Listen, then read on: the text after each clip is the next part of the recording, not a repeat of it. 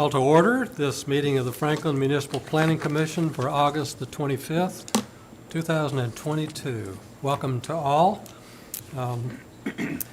We will start off tonight with our roll call. Commissioner Allen. Present. Commissioner Franks. Present. Commissioner Harrison. Aye. Commissioner McLemore. Present. Commissioner Mann. Here. Commissioner Orr. Present. Alderman Peterson. Here. Commissioner Williamson. And Commissioner Lindsay is present. So Jennifer's out, okay. So accommodations have been made to ensure that the public is able to participate in our meeting. The public may participate in the following ways. You can watch the meeting on Franklin TV or the City of Franklin website. You can watch live stream through the City of Franklin Facebook and YouTube accounts. You can email comments to planningintake@franklintn.gov to be provided in full to the commission and included in the minutes, but not read aloud in their entirety during the meeting. Emailed comments are accepted until 12 o'clock noon on the day before the meeting. You can also comment in person in the boardroom. And so we ask that speakers fill out a speaker card prior to the meeting starting. I think there are speaker cards maybe on the table back there if you'd like to fill one out. You can either sit in the boardroom and wait until the item that you're interested in comes up, or you can wait in the lobby outside. So the next item is for the approval of our minutes. This is consideration of approval of the July 28th, 2022 Planning Commission minutes. Is there a motion for approval? Move for approval. I have a motion by Commissioner Harrison for approval, and a motion by Alderman Peterson. A second by Alderman Peterson, thank you. So by roll call vote, is there any corrections or additions to the minutes that anybody's noticed? Okay. So by roll call, Commissioner Allen. Aye. Commissioner Franks. Aye. Commissioner Harrison. Aye. Commissioner McLemore. Aye. Commissioner Mann. Aye. Commissioner Orr. Aye. Alderman Peterson. Yes. And Commissioner Lindsay votes aye as well. That motion passes for the approval of the minutes.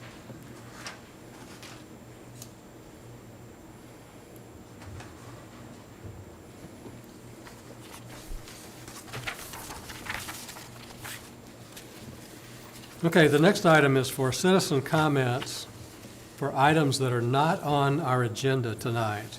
So this is a time in our meeting where we have an opportunity for Franklin citizens to be heard on items that are not on this agenda.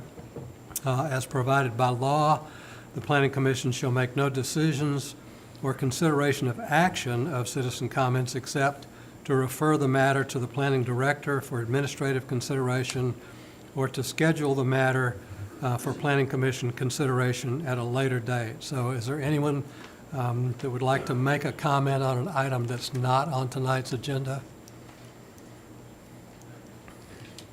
Okay, seeing none.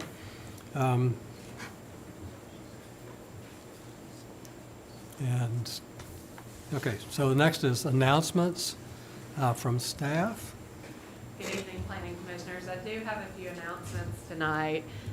First off, just some administrative business. If you're not receiving our monthly emails, that just routine ones regarding the agenda or anything related to Planning Commission night, they are coming from Cheryl in our office now. So if you're not getting those, please let us know.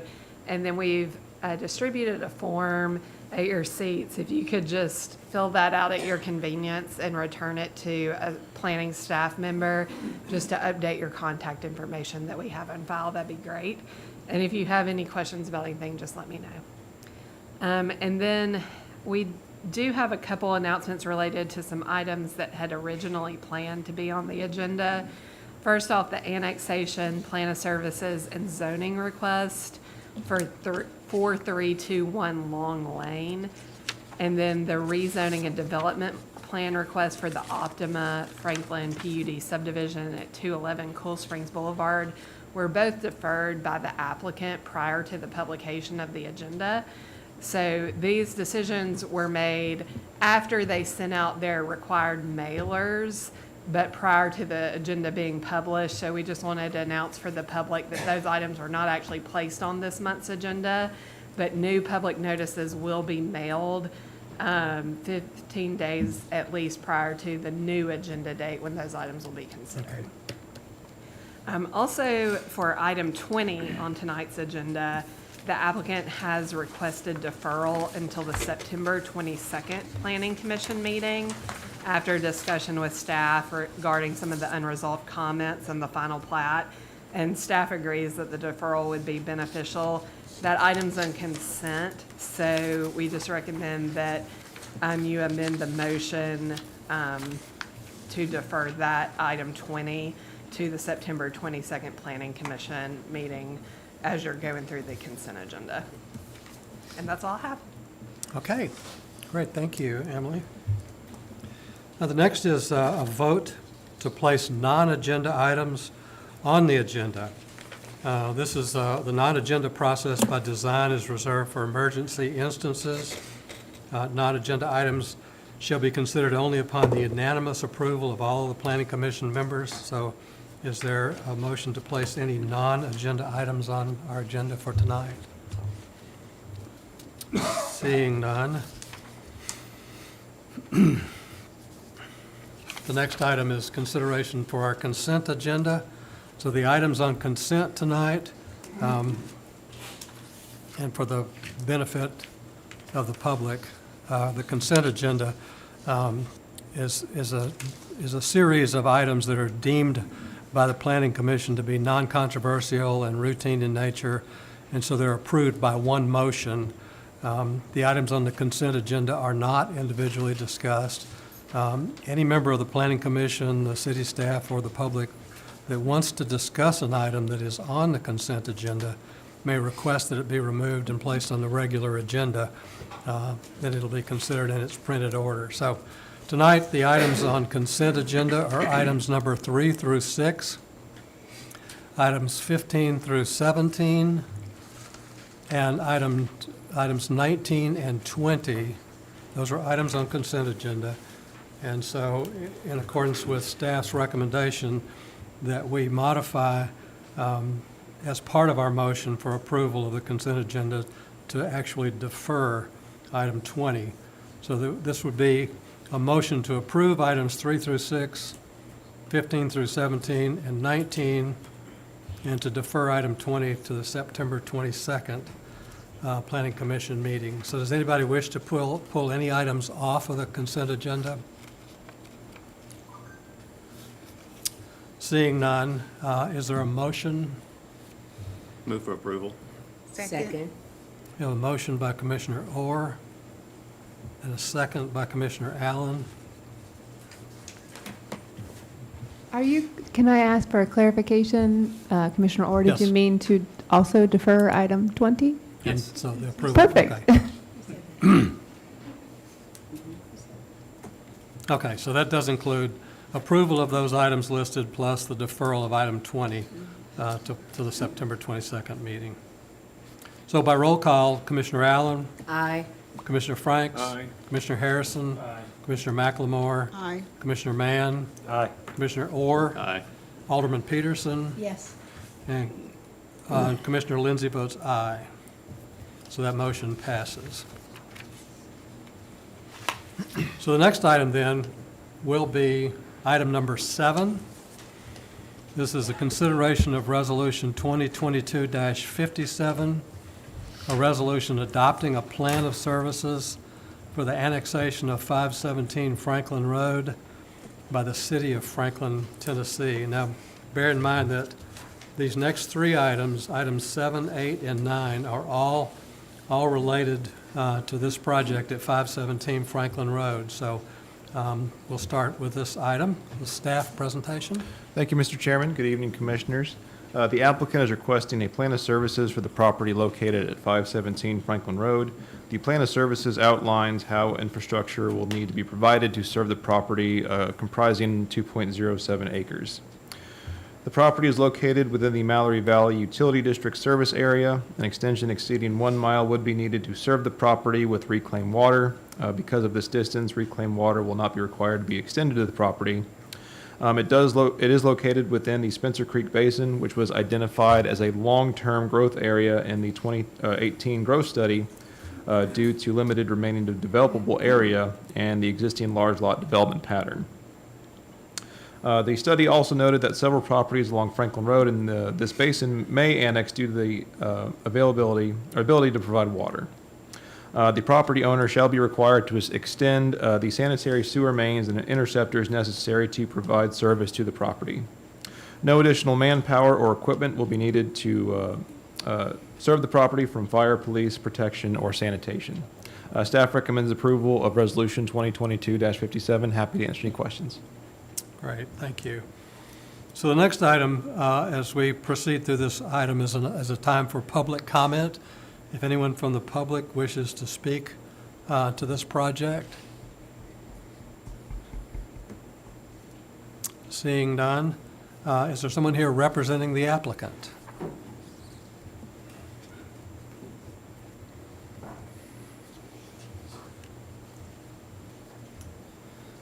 Good evening. My name is Adam Crunk with Crunk Engineering.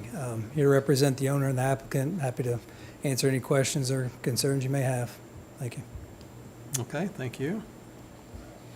So there's a motion on this item. Move for approval. We have a motion by Commissioner McLemore Second.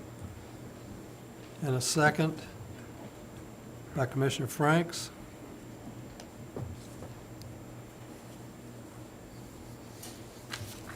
Is there any discussion? By roll call vote, Commissioner Allen, Aye. Commissioner Franks, Aye. Commissioner Harrison, Aye. Commissioner McLemore, Aye. Commissioner Mann, Aye. Commissioner Orr, Aye. Alderman Peterson, Yes. and Commissioner Lindsey votes aye. That motion passes.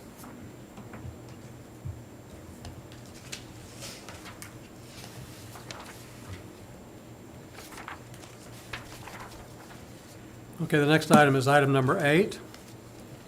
This is consideration of Resolution 2022-58, a resolution to annex 517 Franklin Road consisting of 2.07 acres, property located west of Franklin Road and south of Century Oaks Drive, and adjoining the city limits within the northern part of the Franklin urban growth boundary. Thank you, Mr. Chairman. The subject property at 517 Franklin Road is within the large lot residential design concept as defined by the envisioned Franklin land use plan. There is no additional plan for further developments of the property at this time. The applicant has indicated that they intend to subdivide the property in the future into 2 single-family residential lots. And there's already one existing home there, so subdividing for another lot. There is a rezoning for the property included on tonight's agenda. Staff recommends approval of Resolution 2022-58. Thank you. Great, thank you. Does anyone from the public wish to speak to this item? Seeing none, the applicant again, do you have anything further to add? Adam? No, I don't. Okay. Is there a motion? Recommend approval to the board of Mayor and Alderman. Second. Okay, we have a motion to recommend approval to the Board of Mayor and Aldermen for this rezoning by Commissioner Harrison, and a proper second by Commissioner Orr. Any further discussion? By roll call vote, Commissioner Allen, Aye. Commissioner Franks, Aye. Commissioner Harrison, Aye. Commissioner McLemore, Aye. Commissioner Mann, Aye. Commissioner Orr, Aye. Alderman Peterson, Yes. and Commissioner Lindsey votes aye as well. That motion passes. So the final item for that project at 517 Franklin Road, item number 9, consideration of ordinance 2022-31, an ordinance to zone 2.07 acres residential 1, that's R1 district, scenic corridor overlay, an SCO district, and for the property located west of Franklin Road and south of Century Oaks Drive at 517 Franklin Road. Staff presentation. Thank you, Mr. Chairman. Envision Franklin places this parcel into the large lot residential design district, which encourages new development have a minimum lot size of 1 acre or more to fit contextually with surrounding neighborhoods. The proposed zoning of residential 1 or R1 is appropriate for the proposed 2 single-family residential lots that they intend to make in the future, and it meets the recommendations of Envision Franklin. No site plan for the property has been submitted at this time. The property will also be zoned into the scenic corridor overlay. That's our rather large green bar along Franklin Road there on the map. So any new developments will have to be set back beyond the SCO, so pretty far back from Franklin Road. Staff recommends approval of ordinance 2022-31. Thank you. Great, thank you. Is there any public comment on this item? Seeing none. Adam, do you have anything further to add here? No, I don't, thank you. Okay. Is there a motion on this item? Move for approval to the Board of Mayor and Aldermen. Second. So we have a motion for recommendation of approval to the Board of Mayor and Aldermen by Commissioner Harrison, and a second by Commissioner Allen. Is there any further discussion? Yes, Ann. I just had one question. I know this is really a steep slope. I mean, it's got the topo stuff in there and everything. I just wondered, I mean, it's one acre lot, so I don't think it's gonna be really a problem, but I'm just. No, I don't foresee an issue. Yeah, so the steep slope would be on the newly created lot on the northern side. But, you know, we believe there's plenty of room to build a house there. Thank you. Okay. Any other questions or discussion? By roll call vote, Commissioner Allen, Aye. Commissioner Franks, Aye. Commissioner Harrison, Aye. Commissioner McLemore, Aye. Commissioner Mann, Aye. Commissioner Orr, Aye. Alderman Peterson, Yes. and Commissioner Lindsey votes aye. That motion passes. The next item is item number 10, consideration of ordinance 2022-19, an ordinance to rezone 7.9 acres from civic institutional CI district to residential 4, R4 district for the property located south of Battle Avenue and west of Cannon Street at 1501 Figueres Drive. Staff presentation. Thank you, Mr. Chairman. This item was previously heard at the June Planning Commission meeting, but due to a failure to send out mailed notices to all property owners within 500 feet, the applicant was required to come back to Planning Commission after having sent out proper notification for another hearing and recommendation from the Planning Commission to continue on to the Board of Mayor and Aldermen. The applicant is requesting to rezone the property from civic institutional to residential 4, R4 district. The property consists of 7.9 acres and is the site of an administrative complex for the Franklin Special School District. The property is located within the historic residential design concept as defined by Envision Franklin, which states that infill development should maintain the established traditional residential character and reflect the scale of the surrounding neighborhood. Context sensitivity is a key component, including compatible building form, lot widths, and setbacks. The R4 zoning district is compatible with the recommendations of Envision Franklin, as well as the character and pattern of the established surrounding neighborhood. Just as a reminder, R4 does not necessarily mean 4 units per acre. It is a zoning that we have placed most of our established traditional neighborhoods in the central core of Franklin into, and any new lot would have to be compatible in terms of lot size, lot width, with the surrounding established lots. With that, staff recommends approval of ordinance 2022-19. Happy to answer any questions. Thank you. Great, thank you. Does anyone from the public wish to speak to this item? Please come to the lectern and give us your name and address, and we ask you to hold your comments to 2 minutes, please. Good evening, y'all. It's good to see y'all again. My name's Forrest Latta. I live at 504 Figueres Drive. I'm sorry, this is a bit of a rerun, but I decided to use my time tonight to speak to more substantive concerns. We didn't have a whole lot of time to prepare last time. Specifically, I'd like to focus on section 20.7.8, which relates to the approval criteria as it with recommendations and final action on rezoning. Specifically, I want to focus on items B and C. Item B, whether the proposed rezoning will protect the health, safety, and welfare of the public. The proposed rezoning does not protect the health, safety, and welfare of the public because there is no proposed development plans associated with this application. In fact, this application puts the safety and welfare of the public, specifically the surrounding neighborhoods, at risk by eliminating vital review and feedback opportunities that would typically be associated with a rezoning connected with a development plan. The neighbors have no way of determining whether any future development actually aligns with the criteria listed in Envision Franklin or whether it will significantly affect their property values or quality of life. Section C, whether the proposed rezoning corrects an error or meets the challenge of changed conditions, changes in public policy, or changes necessary to advance the health, safety, and welfare of the city. This proposed application does not meet any of that criteria. The existing property is zoned correctly for the current use in existing buildings. If approved, this application would actually create an error by forcing the existing buildings into non-conforming status.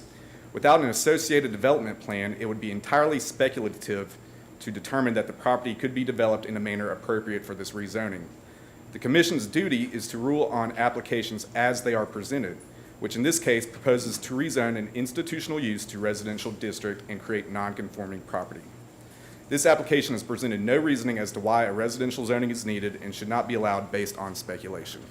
I'd also like to respectfully request that should a design plan be submitted tonight, that this item be tabled and deferred to the next meeting so that we can have appropriate time to review. Thank you. Thank you.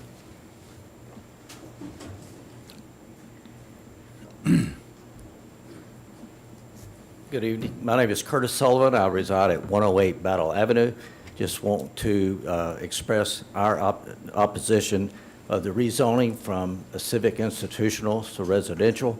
Concern is that once we lose these civic districts in the city, we never get these back. So thank you for your consideration.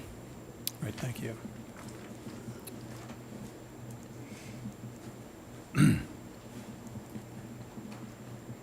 Hi, my name is Alyssa Corney, and I live on 114 Gist Street. And a lot of the parents are very concerned, just in the special district, how it will affect the school, how many properties are going to be affected in it. And a lot of people couldn't be representative tonight because of teacher back-to-school conferences tonight. So I feel like the parents are all concerned about what's going on, but no one can be a representative of it because they're all at the school. So just how it affects like the water lines. I know my street has been under the water lines had to be completely redone. Everything has to because of just a few houses that were built down just a few blocks from us. It changed it all up. And if they're gonna be building 30-plus houses, how will that affect the community? Or we don't even know how many houses will be built. So that is just a little bit of our concern. Great, thank you. Commissioners, I'm James Turner, 311 Battle Avenue. My property is one of the yellow ones right there above the purple. As the previous speaker said, I don't really think we have any idea at all what's about to happen here. I've read the R4 guidelines, and I'm unclear whether that's an eighth of an acre or if it's actually going to be a half-acre lot that they're looking to do like my property and the properties of my neighbors. So I'm asking to defer right now. I'd like to see a plan put forward. Personally, I think Civic is the way to be for this property. My kids both went to FES, MAC, so we appreciate the way it has been. I think there are uses there at Civic still, but at the very least, I'd like to see something proposed other than just the large purple piece there. Thank you. Great, thank you.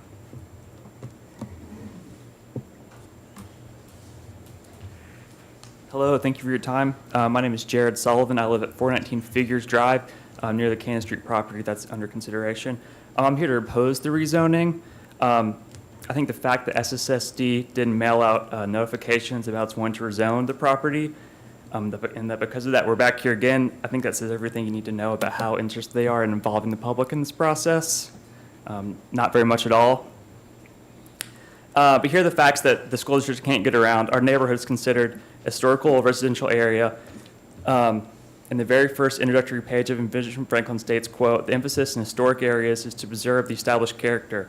1406 Cannon Street has been a public space since 1862, first as the city fairgrounds and then as a school.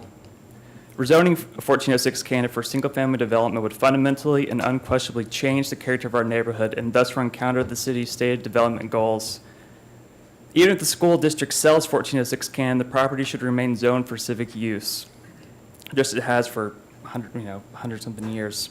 That way, it will continue to benefit our entire community, not whichever developer scoops it up and slaps a bunch of houses on it. Remember, the Franklin Special School District Board said he, in an email, told me he hopes to get 40 houses on that lot. To rezone the property would be to remove a prized public space from public hands and be an affront to the people of the city generally and to our community specifically.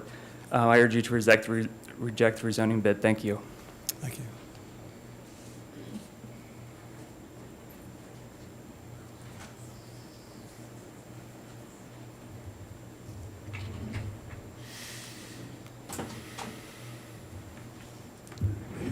Hey there, my name's Nick Pascal White. I live at 414 Figures Drive. Here again, good seeing y'all. I've been to some BOMA meetings also, and then also to Franklin Special School District meetings, along with writing emails. Some of those emails while I was on active duty military orders, because that's how important this issue is to us in our community. First, this is counter to Envision Franklin. Second, it eliminates the review and feedback opportunity by the community, as previously stated by some others. And third, the manner in which FSSD has gone about this, trying to, I guess, slip, in air quotes, rezoning past the community, be that through the small signs, the lack of mailers. When we have met with FSSD and the Board of Mayors and Aldermen, it hasn't really been received. Like, we don't feel like we're actually being listened to. I deal in facts. One of the FSSD board members, Tim Stillings, wanted us to put forward a motion to condemn a house owned by some state politician and do FSSD's dirty work. Second one, Mr. David Esslinger. I like being talked down and demeaned when I'm talking to individuals, and it's been a while, but had that during that conversation with that gentleman. When they went off half-cocked, not actually providing the mailers and providing proper notification, at that point, the pressure was ratcheted up. I would say at the annex, we got trash strewn across the ground, mowing beginning at 6:40 in the morning by their personnel. So I'm not sure what the noise ordinance is necessarily, but 6:40 is pretty early to start waking neighbors up. And then finally, there's been threats by school bus drivers against members of my community, and I don't take kindly to threats. If I wanted to be threatened, I'd go back overseas, or my community could go overseas. Some of them haven't served, so I don't expect that. But it's a weird coincidence that these actions began after FSSD had to restart this rezoning process. Thank you. Thanks.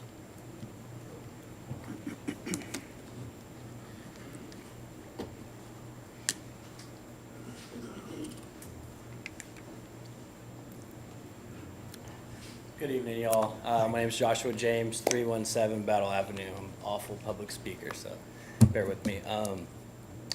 Like the last gentleman, I feel like the whole thing smelled fishy from the start. Naturally, you're supposed to receive a mailer when something like this goes off. We never got that. The little tiny yard sign indicates that it's that singular lot next to my house. My house is up there on the panhandle, the first one over. Everyone that drive by said, hey, they're rezoning the lot next to your house. You're gonna have a new neighbor. And I respond with, no, we're gonna have 40 new neighbors. That building's getting dozed behind us. Everyone says, what in the heck are you talking about? So that's just kind of a big deal right there that they didn't let our entire neighborhood know. And it's a shame we have to start this whole thing over. A lot of us use the park behind my house. A lot of us use the lot next door to the house. Neighbors walking their kids every single day. My opposition is the 40 houses, the sneaky tactic in which they tried to rezone. I'm not anti-development.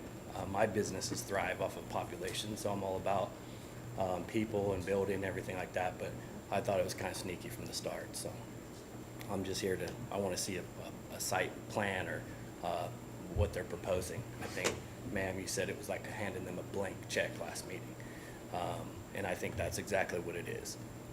You guys sell this off to a developer and they stack in a ton of houses and it changes the whole characteristic of the neighborhood, which we all enjoy. So that's all I got to say. Great. Thank you. Thank you. Anyone else like to speak to this item? Y'all come ahead and line up. You don't have to sit in your chair and wait. Go ahead. Good evening, I'm Andy Clark, live at 601 Janus Court here in Franklin, Tennessee. I am part of a small private Christian school here in downtown Franklin that is interested in buying the annex building. I wanted to make the commission aware that we have made an offer that was rejected due to the public marketing period of 30 days that has not begun yet and will not begin until after rezoning happens. I would like to also request that FSSD provide this marketing material before the final vote on rezoning so we can submit an appropriate offer that is officially reviewed and made a decision on. Thank you. Thank you. Mr. Chairman, did he comment that they were proposing to buy the building and put a school there? Right, I think that's. Is that right? Yes, that's the most important thing I should have said. It is to use the building as is, as zoned, for a small school. Once the rezoning happens, the intent of FSSD is to demolish the building. And once that happens, the building is of no value to us. Right. Thank you. Thanks.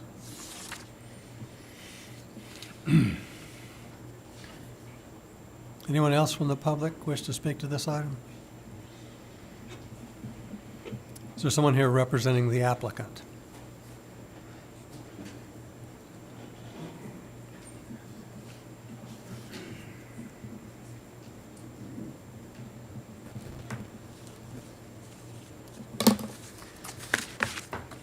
Good evening, Commission. My name is David Esslinger. I'm the Associate Director of Schools for Franklin Special School District.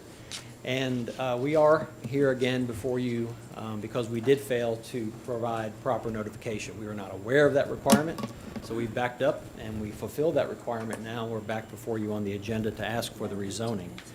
Our consultant, Mr. Greg Gamble, is going to present you a short presentation, and then I'll have some comments after that as well. Thank you, David. Thank you, Commissioners.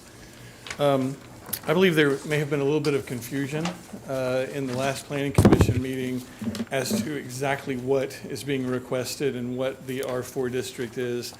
Prior to 2020, our zoning ordinance had R1, 2, 3, 4 zone districts, and those were density-based.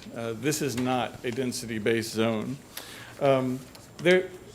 I sent the presentation to Amy earlier so that we could share it with the audience members as well. So that's here. If you don't mind going to the next page for me. This is Envision Franklin. And our request tonight is for a base zone district that aligns with Envision Franklin.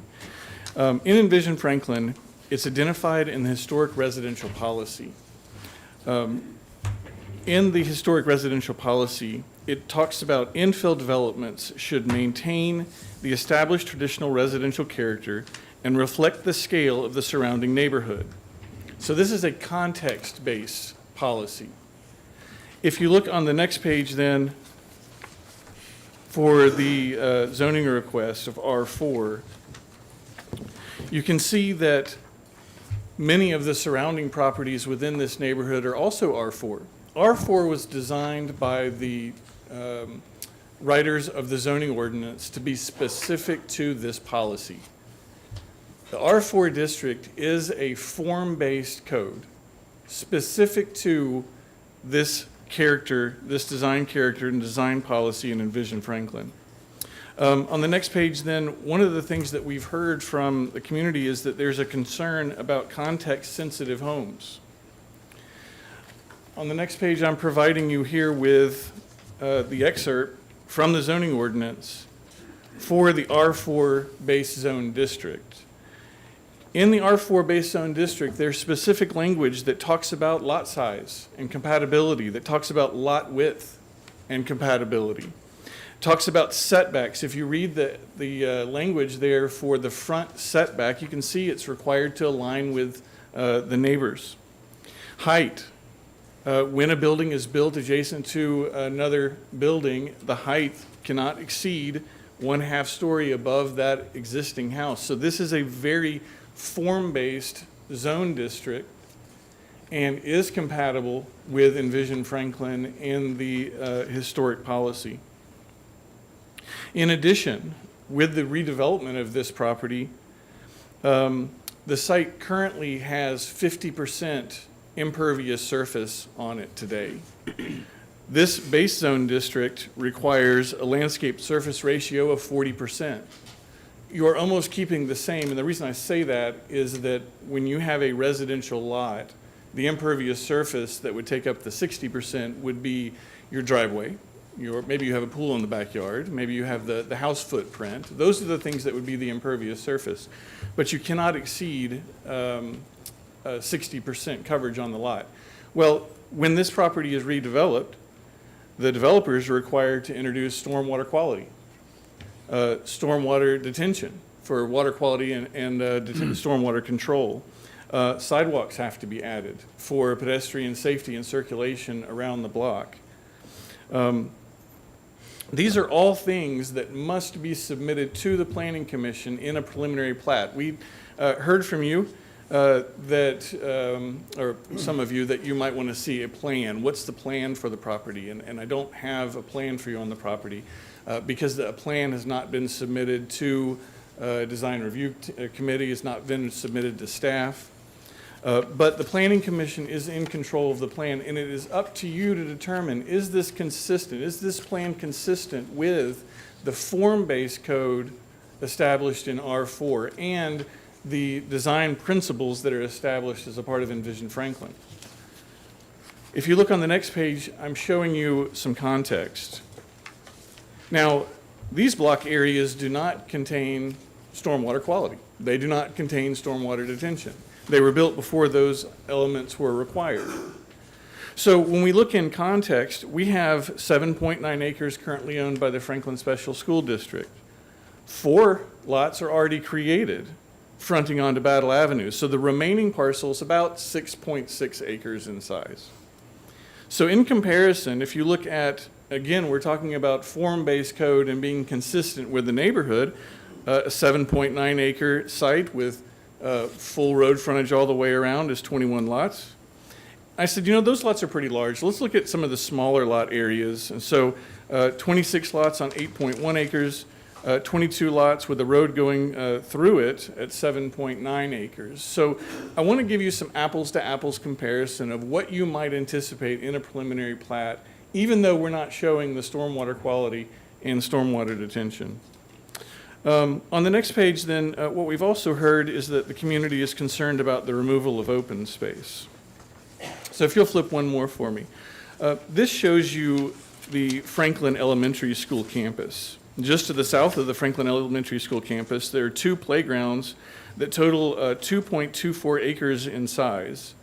Directly to the east of that, there's an open recreation field area that's 3 acres in size. So these are not going away. Matter of fact, these are available to the community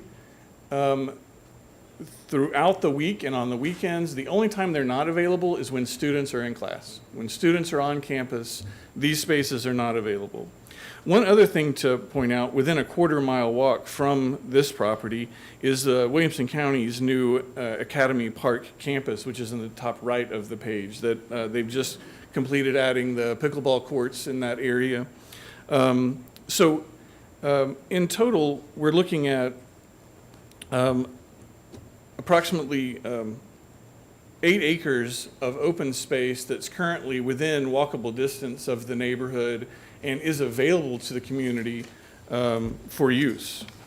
On the next page then, this is already in place. The Franklin Special School District closed off the access on the left, which was creating a lot of traffic backing up on the street. And I wanted you to see the new queuing that the school district has introduced for Franklin Elementary School.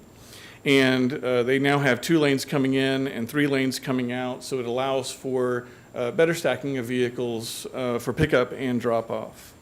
So it's my opinion, but if the question is this rezoning request consistent with the comprehensive plan, consistent with Envision Franklin, The zoning district that we're requesting, R4, is designed specifically for this policy area in Envision Franklin. So happy to answer any questions that you may have.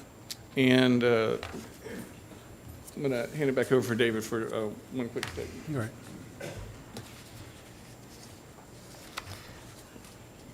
You have before you the comments that I'm going to make this evening in a memo to you. Again, thank you for the opportunity to speak with you this evening. The Franklin Special School District began conversations about the repurposing of the central office annex, that's what we call the building, that property approximately 4 years ago. It was quickly determined that the central office annex building did not meet the board's current needs and would require, at the time, an estimated $13 million in renovations to bring the building up to the FSSD standards and current codes. We first discussed demolishing the central office annex building and constructing a new central office complex inclusive of a fenced-in transportation and maintenance facility and security lighting, as well as a new central office administration building on the site. This type of construction would have been acceptable under the current CI zoning. However, through several public work sessions, the FSSD board chose not to go this route due to the effect that the fencing, security lighting, and the 35 buses would have had on the quiet residential neighborhood, as well as the additional daily traffic from all the FSSD administration that would be working on the site. Therefore, the FSSD board decided to purchase 5 acres on Eddy Lane, already zoned as light industrial, where such a development would have little to no impact. Phase 1 of construction of the new Franklin Special School District Central Office Complex has already started. On May 9th, 2022, the FSSD board declared this property as surplus property with the intent to sell. The proceeds from this sale will reduce the amount of bond funds needed for current and future projects, and the additional tax revenue generated will benefit all current FSSD taxpayers for years to come. The FSSD leadership met with the staff of the Franklin Planning Department to seek their advice and counsel early in the project on the most appropriate zoning for the property before listing it for sale. We wanted to make sure that the future use of the property would protect the long-range goals of Envision Franklin, as well as ensure the use is contextual to the current neighborhood. The Planning Department staff encouraged our petition to rezone the property from CI to R4 and agreed that the R4 zoning was the most appropriate, most responsible way to protect the neighborhood. The FSSD remains a vital part of the neighborhood and is greatly interested in the future use of the property since Franklin Elementary School will continue to operate right next door. We understand the community's interest in green space and open space, and we will continue to provide after-school access to Franklin Elementary's multiple playgrounds and basketball court, full-size soccer field, and paved walking track, as we've done for many years. We believe rezoning the property to R4 prior to its sale is in the best interest of the immediate neighborhood and the larger Franklin community, assuring something contextual goes in the space after the sale. Therefore, we respectfully ask the Commission to accept the recommendation of the professionals of the Franklin Planning Department and the elected members of the FSSD Board of Education and approve this property to be rezoned from CI to R4. I'll be glad to try to answer any questions you may have. Anybody have questions? Yeah. Yes. First of all, go back to, I think it's called, on our list, I think it just says something about like RES, REZ for rezoning. It's about the second thing on our list of attachments. Barely hear you, Ann. I'm sorry. It's, if I get off of it, I can't find it. Do you want us to pull up the ordinance? Yes. Okay, on the list of attachments for this? Yes, REZ. Okay, I think it's the second or third one? Which Yes, one? the third. Third, okay. The map? So you want the map? I looked for the map, but I want to ask a question about something that's on here. Okay, look up in the upper right-hand corner, and it says, Franklin Elementary School subdivision rezoning, so on. It says project information, existing zoning PD 8, proposed zoning PD 8, overlay district CFO, site acreage .56 acres, and proposed number of dwelling units 4. What is all that? That, I can respond to I that. saw That's, that that's too. a staff error. Okay. I made that map, I saw and I reused another map that had that information, so I apologize. I saw that. That's on me, And I so. took- While we're doing with the school, we're grading in real time, so. I saw that and I took a picture of it. So it should be proposed, or existing zoning CI, proposed zoning R4. So I do apologize about that. I saw it. Took a picture. Well, so, maybe I should say then, let's go back over what we were talking about, one of the last times we talked about it, because we saw it here and also we saw it on the Board of Maine Albany, I believe, planning, maybe it was on the work session. But we were talking about how many dwelling units we thought would be there, because R4, as we have already stated, does not mean 4 units to the acre. Right.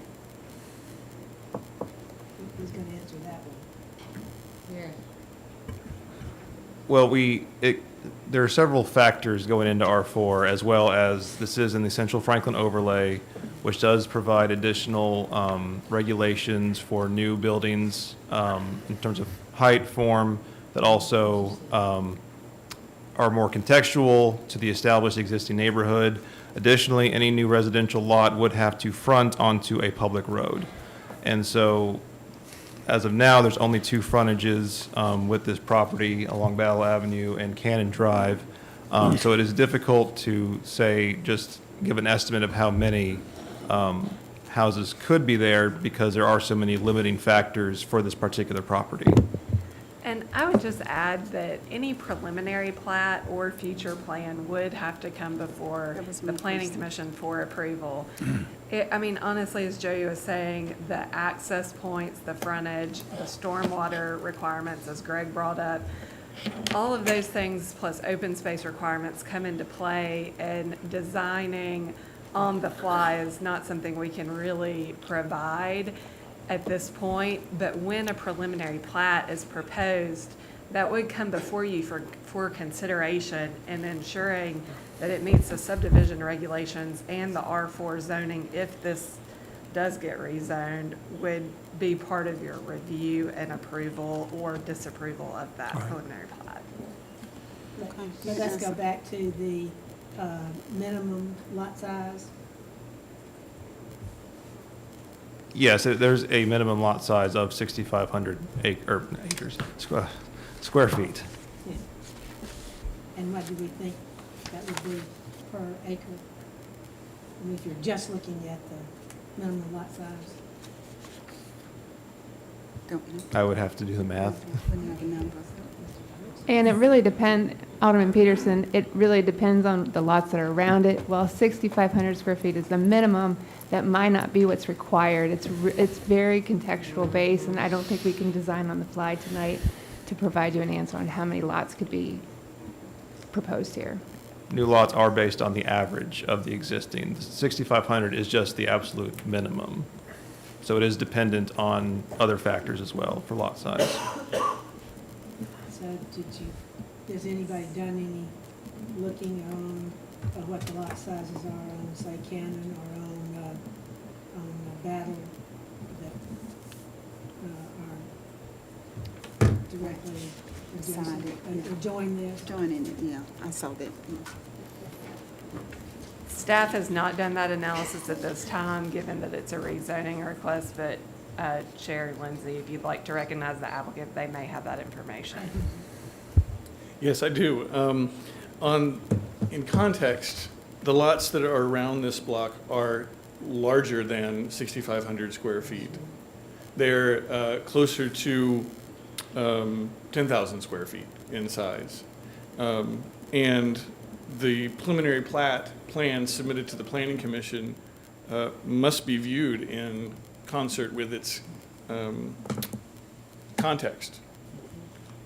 It has to be reviewed in concert with what's around it. So y'all are in control. Yeah, thank you. But actually, Yes. the 10,000 square feet would be about 4 per, or a little bit more per That'd be acre. about 20, Yeah, I know, I said per acre. 20 Four- potential four. lots based on what's left on this site. How many lots could you get on there, Drew? I've not drawn a plan, nor have I met with staff 6 to acres. review it. 6 acres of land with the That's new why I regulations. prepared this for you, so you could kind of So you see. have some idea, yeah.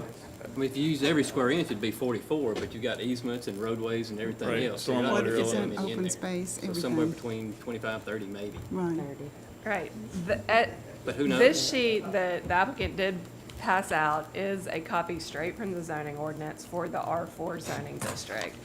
Because it is so contextual, we can't just lay out the plan. Right, There are right. things that come into play, like the roadway, the right-of-way, the, stormwater requirements, the open space requirements, and really without having a designer that actually has a design intent of how they want to develop the property, we can't, we could spend all night speculating what that plan may look like, but there could be a variety of different plans that come out of this zoning district that could be approved. And some of them may be a small number of lots, and some may be a larger number of lots that could still be contextual.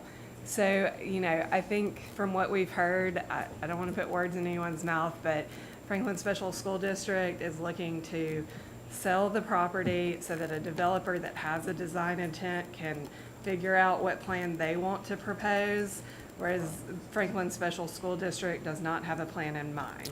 Right. And so really what we have to consider is the R4 district appropriate for the property? That's what you really have to think through. And I understand that there's questions about the plan, and by all means, if you would be more comfortable with the PD district, that is something you could, suggest. But that does also just understand that the current property owner may not be ready and willing to submit that type of plan. So you just have to think through some of those different considerations. I mean, When you say the current property owner, are you talking about the school district? if they're gonna use it as a school, then why not just leave it CI until they sell it and get it under contract, and someone wants to make a zoning change? Question, Chair? Yes. I have a question. My question, because this question is going to come up, in my opinion, in the letter from the Associate Director of Schools for Finance and Administration. It says that our planning staff recommended, when they were asking, that they asked for rezoning to R4 for this area, based off of Envision Franklin, this is already CI. Why not keep it CI rather than ask for rezoning? Or was that just, they were asking for rezoning and therefore we said rezoning?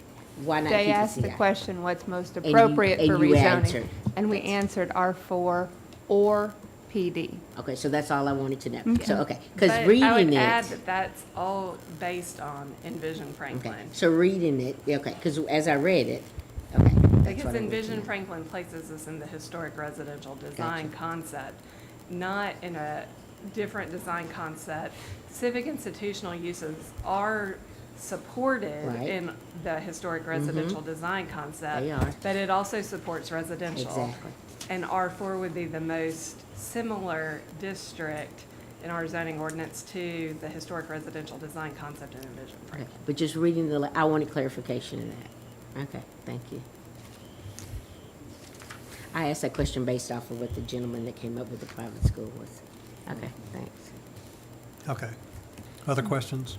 So the playground area will remain intact as part of this? I understand. The playground area, will it Oh, yeah, remain absolutely, intact for the yes. community? Yes. Yeah. There's playground area at Franklin Elementary, and part of the confusion might be on the agenda, the address is incorrect. 1501 Figures Drive is the address of Franklin Elementary School. It's a different. 1406 Cannon Street is the address of the Of the central property, office right. center. Office, okay. So that's a point that maybe, Franklin, nothing is changing at Franklin Elementary. The only thing we've changed, and we already have, is the traffic pattern for car rider pickup in the afternoon. And this area is open to the community after hours? Yes, ma'am. Always And has will been. continue to be so? Yes, ma'am. Always has been and will be, as long as there's no problems, so to speak. Yes. And our neighborhood has been very respectful, and we've allowed families to play on the playground. People walk the track regularly. I was principal at Franklin Elementary for 12 years, and I can attest to the fact that our play area and our track is widely used by the community right there. They walk the track, the kids play on the playground. We've got a fantastic, brand new, because we at Franklin Elementary raised the money for the play equipment. It's all very good, pretty much brand new play equipment as well. Okay. And I just wanted to ask staff, if it remains CI and the property is sold, what other things can be built there? Like another school, museums, or just name some of the things. Hospitals. Hospital, I believe a funeral home. group homes, funeral home, Rehab, I museum, I can pull the list up for you. daycare. church. Like a Montessori school, something like that. Funeral home. Okay. So for CI uses, you can do active recreation, a cemetery, charitable, fraternal, or social organizations, clinics, continuum of care facilities with some additional regulations, educational facilities, entrepreneurship, innovation centers, essential services, group homes, hospitals, museums, places of public assembly, rehabilitation centers, daycare centers, funeral homes, and telecommunication towers with some additional requirements. Okay. Mr. Hoare? Just a question for the applicant. You mentioned in the letter that there's $13 million to bring it up to, essentially up to par, the existing building. We're talking asbestos, lead paint, all Yes, that sir. kind of bad Yes, sir. stuff in there? And that was an estimate 4+ years ago, and we. No, it's we know- $26 million now. We know what construction costs have done over the past few years, but the internal components of Central Office Annex has encapsulated asbestos. There's nothing harmful in the space as you walk in it, but there needs to be asbestos remediated and removed. Paint is, I don't have evidence of this, but the building was built in the early 50s, so there is that concern as well. Yes, sir. So Right. one of the safety issues with that is as long as you don't disturb it, it's not going to hurt anyone. But once you Correct. get in there and try to do any remodeling. When you start then the price remodeling, goes way up. everything's got to be scrape clean. Okay. And there's, all of the above ceiling is pipe insulation, a lot of asbestos in that overhead above ceiling. All right. That's why we've decided to go a different route. It just wasn't, it was cost prohibitive for us to renovate that building. Right. And you're in the process of replacing what was your facility on this site with the new facility on Eddie Lane? Is that? No, sir. What was that? That facility was used for some our WEMAC programs, some pre-K programs, and our MAC offices, as well as our technology office and department, and some central office staff members. So there was a hodgepodge of who worked out of that office.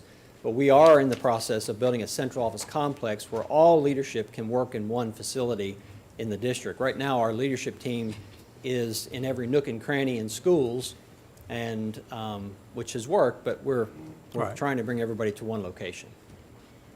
Okay. Other question? Yes, Commissioner. Excuse me, staff. You were saying, so would PD be something that staff would also recommend for the site? You said R4, but would PD be recommended? PD would potentially be recommended. We would have to look at it in context with a development plan that they are proposing. Okay. Can I ask the developer a question? Yes. Mr. Gamble or Mr. Say? So just here, because I'm trying to want to work, I know you guys are in a spot here and you've got to make this work. So I know that R4 is something that staff, so you're working in conjunction with staff and you trust our staff. Believe me, I do too. Very rarely do I vote against something that staff says and we want to work. So R4, the staff said, they said the PD would also work here too. Is that something that, Mr. Gamble is, has been where I'm sitting too. Is that something that, because our list, where we're sitting is we're feeling a little antsy about this because we kind of feel like, we need a little bit, I know we would see it, but PD, they're saying that's something that would work there. Is that something you guys have considered and had you just not thought that was something that would work for you? We're not developers. We're educators. Mr. So we're Gamble? not in that business. We're just wanting to rezone it to Sisseton.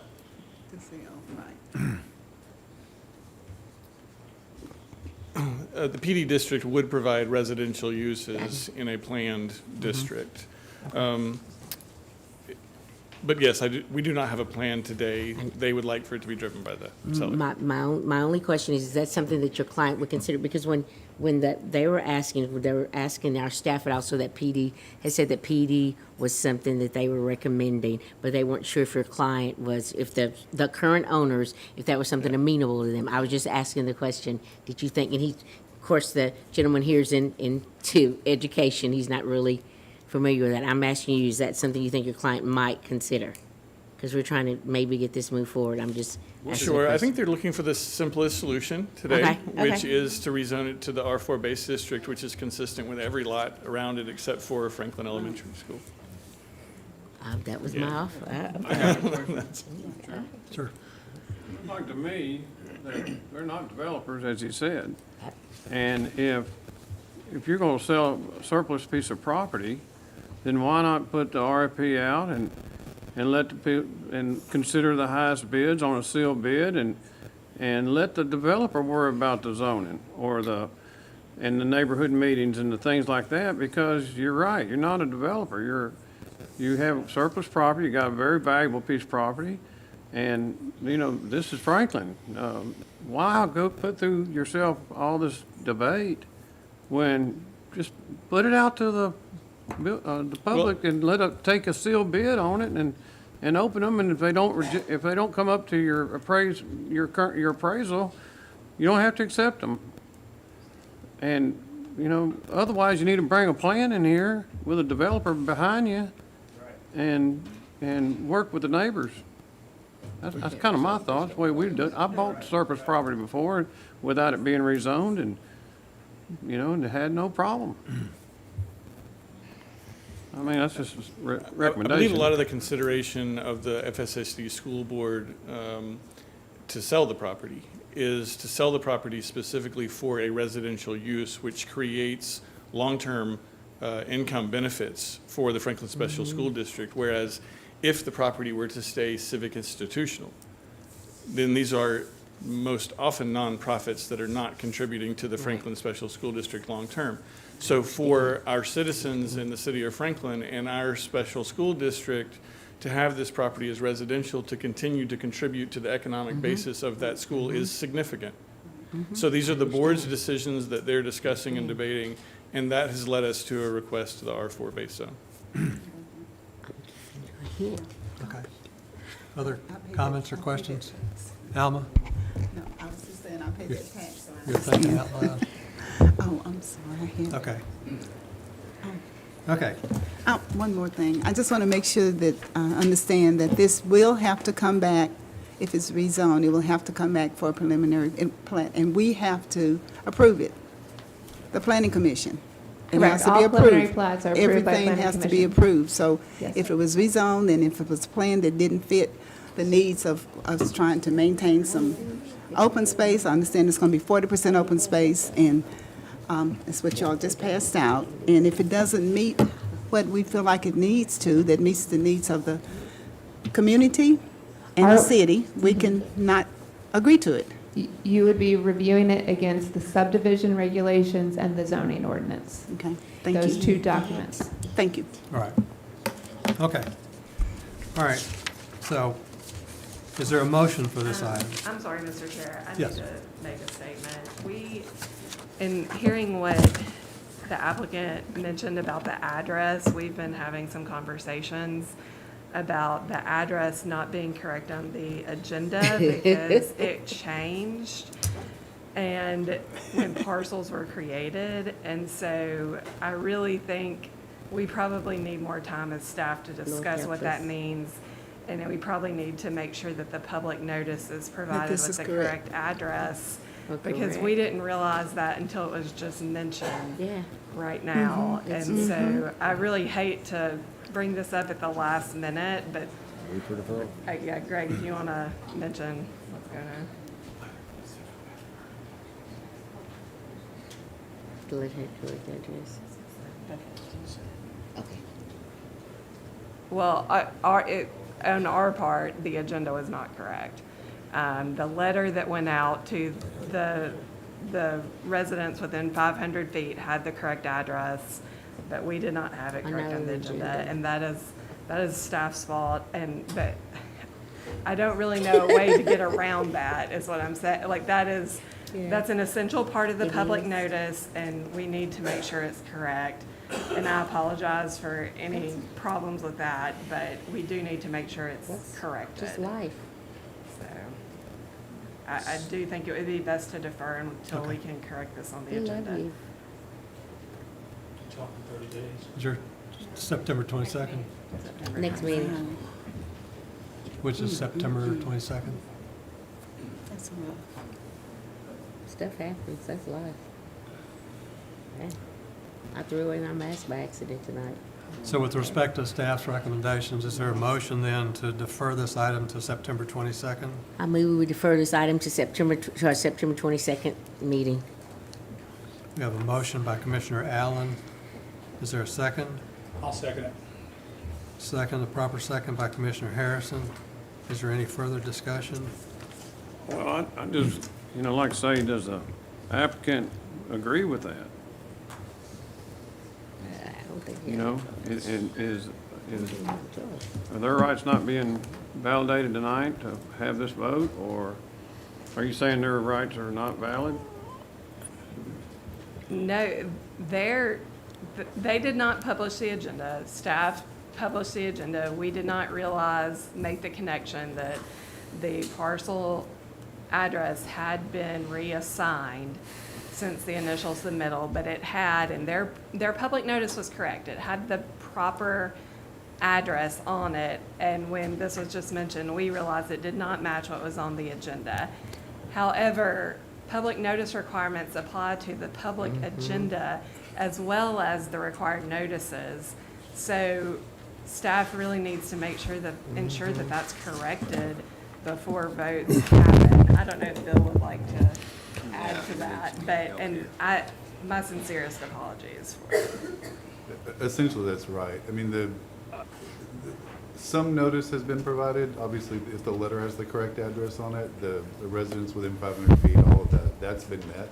But the general public notice to the people outside of that, the folks who would go to our agenda to see what's happening at the Planning Commission, are not seeing the correct thing. They're seeing essentially the parcel that's been assigned or created next to where we're talking about. So they don't know whether or not to attend this, to even watch this meeting. That's the notice question. And it's really not about rights of the applicant, so much as making sure you all have a properly noticed item before you to vote on, so that you're getting the public input and can feel confident everyone knew about it. I just feel like, we're going to have this same discussion a month from now.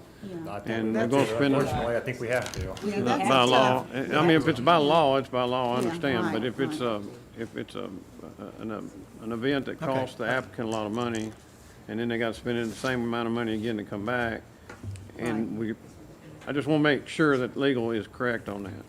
That's all I'm saying. It certainly puts you in a better position to have all of that be accurate. Okay. Let me say it that way. It's a tough one. Okay. Any other questions, comments? I mean, nobody showed up tonight saying, don't tear down the elementary school. All right. Right. All right. Well, but somebody can come back later and That's say true. we can legally do this Thank though. goodness. Sooner and bigger. Yeah. Okay. I think by not deferring that, we're putting the city in a pretty precarious situation. Yeah, they by- can make it say we didn't do this because- legally later. Right. Yeah, so, Yeah, that'd be and frankly, if it's been a lawsuit, and then we'll, unenforceable, we'll be right back at the same place we are We'll now start after all a over lawsuit. again, So 2 years I down the suggest, putting my legal hat on, I suggest we defer and have this discussion again next month. I agree, because it's Okay. publicly televised as well. And I don't, you people are know, listening and- just from the So we need to do the perspective of right the thing. questions that have been asked tonight, Greg, to you and Mr. Esselton, the question about appropriate rezoning, what's appropriate to rezone?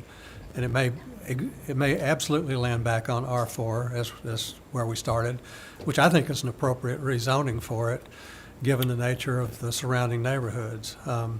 We've hypothesized as to several other potential rezonings, which I think give us maybe even less control over what could end up on that parcel, on that property. So, and then the question about, the use of the existing building as a Christian school. If you get an obscene offer between now and next month that you can't walk away from, then you call Emily and Amy and say, we don't want to rezone because we've got an offer we can live with. So, those are things to think about, I guess, going forward. We can't accept an offer until it's publicly marketed. All right, okay. That's part of the pickle that we're in. All right, It okay. hasn't been publicly marketed. So that's part of the answer to that. Right. And I respect that the Franklin Special School District has gone through a laborious process. Your board has made decisions that have led you here tonight, last month and tonight, that have led you here with direction, and that's the direction that you've asked us to take tonight. So we've got a proper motion on the floor to defer this item to September the 22nd, 2022. Motion made by Commissioner Allen and seconded by Commissioner Harrison. We've exhausted discussion. By roll call vote, Commissioner Allen, Aye. Commissioner Franks. Aye. Commissioner Harrison. Commissioner McLemore. Aye. Commissioner Mann. Aye. Commissioner Orr. Alderman Peterson. Yes. And Commissioner Lindsay votes aye as well. And so that motion carries. This item is deferred to September 22nd. So for those of us who are voting on our So it's 11 and 12 also. computer, really it says, do you vote to rezone, so So it takes 11 also. All right, no, this not, it's 10. you haven't seen the change. Yes, it is. In our computer, it says, consider to rezone. And then give us the option to say. I think we're good. My computer went to sleep a long time ago. So. Yeah. Okay, item number 11 is consideration of ordinance 2022-22, an ordinance to rezone 32.83 acres from Civic Institutional CI District to planned PD 3.96, 142,500 district for the property located west of Franklin Road and south of Gateway Court, located at 553 and 557 Franklin Road, project referred to as the 555 Franklin Road PUD subdivision. Staff presentation. Thank you, Mr. Chairman. There was a slight discrepancy earlier in the entitlements for this property. Those have since been corrected, so what you see on your computers is correct. The applicant is requesting to rezone the property to planned or PD district with the entitlements of 3.66 dwelling units per acre and 142,500 square feet of non-residential space to accommodate the 555 Franklin Road PUD subdivision. The development includes 120 multifamily units and 142,500 square feet of continuum of care services. Envision Franklin places the subject property in the neighborhood mixed-use design concept, which states that the neighborhood mixed-use design concept provides a diverse mix of high-activity uses with a connected and walkable block layout, multifamily and assisted living spaces, including continuum of care, are appropriate primary and secondary uses within the neighborhood mixed-use design concept. So staff recommends approval of ordinance 2022-22. Happy to answer any questions. Thank you. Great, thank you, Joey.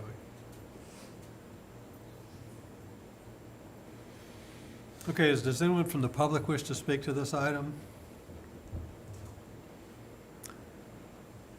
Seeing, yes, please come to the lectern.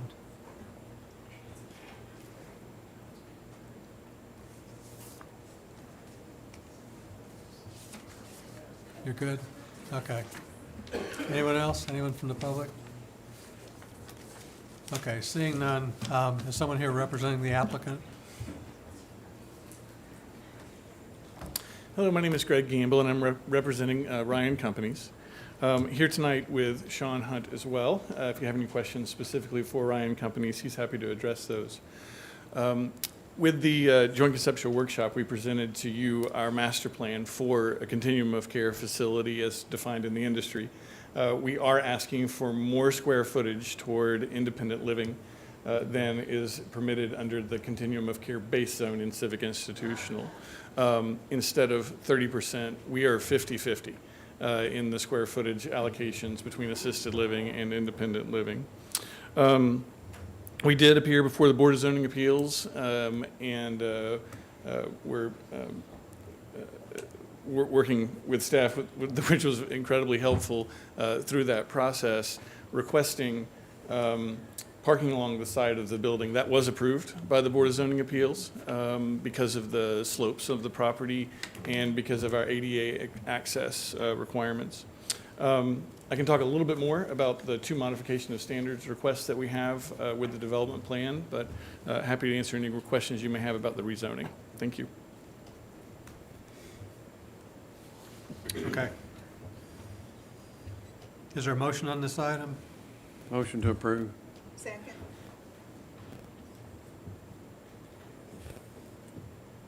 We have a motion to approve. This is a rezoning, so this is a recommendation of approval to the Board of Mayor and Aldermen Yes. by Commissioner Franks and seconded by Commissioner McLemore. Is there any discussion?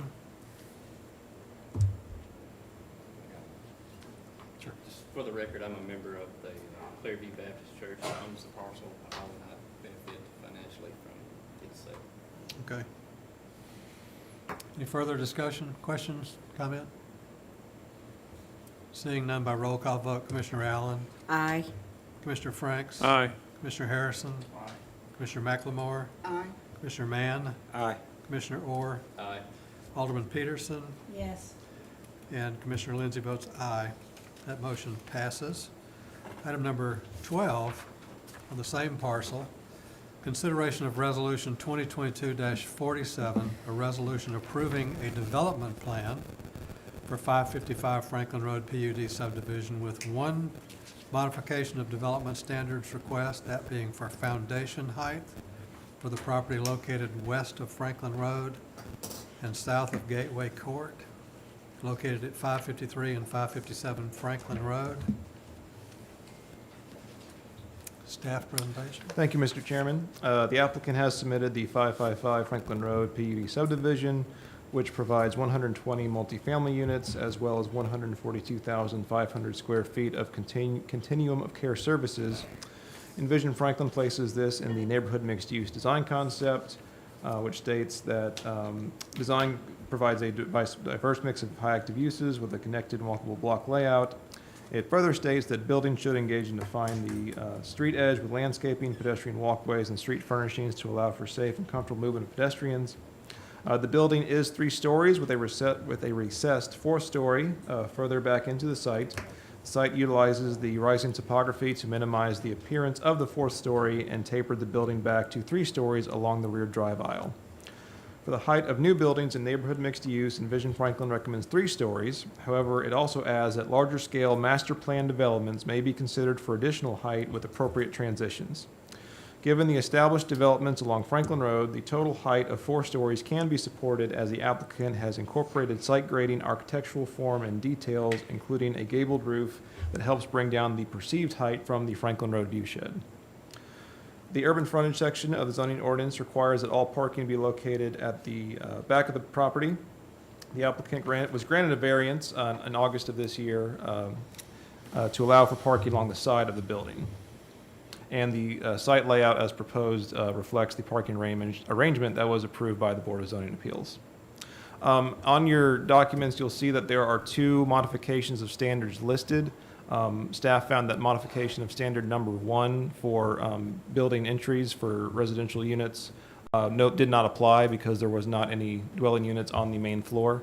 So MOS number 1 no longer applies because it's been found to be not needed. So the new MOS number 1 is MOS number 2 on your packet, as to reduce the foundation height from 18 inches to at grade for entrances along the front of the building. Section 6.7 of the zoning ordinance requires that foundation at grade to better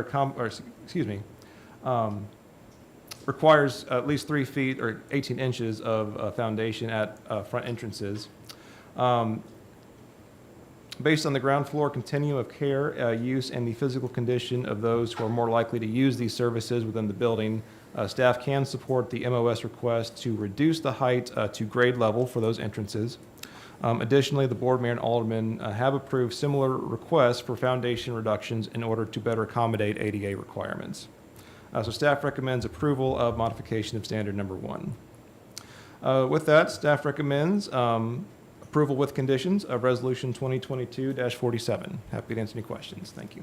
Great, thank you. Does anyone from the public wish to speak to this item?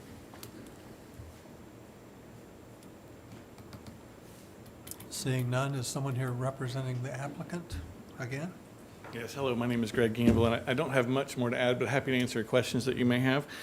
For the benefit of the Gateway Village neighbors, Ryan Companies has been in discussions with the HOA leadership of Gateway Village, and when we have our site plan design prepared, when we're doing our landscape design, we're going to be designing the landscape so that it's seamlessly connected in this area. So we're not going to stop it at the property line. We're going to go ahead and include that area that's in the Gateway Homeowners Association property.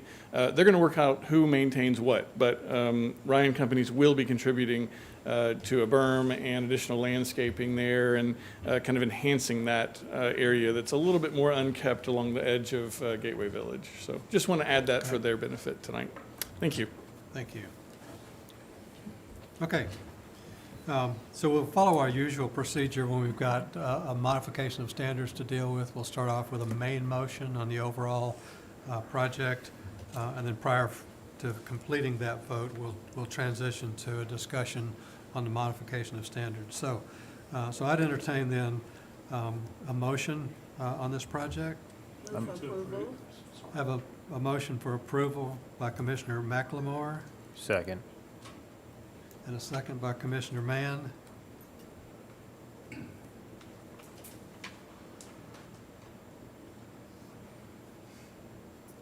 And so, is there any discussion on that main motion?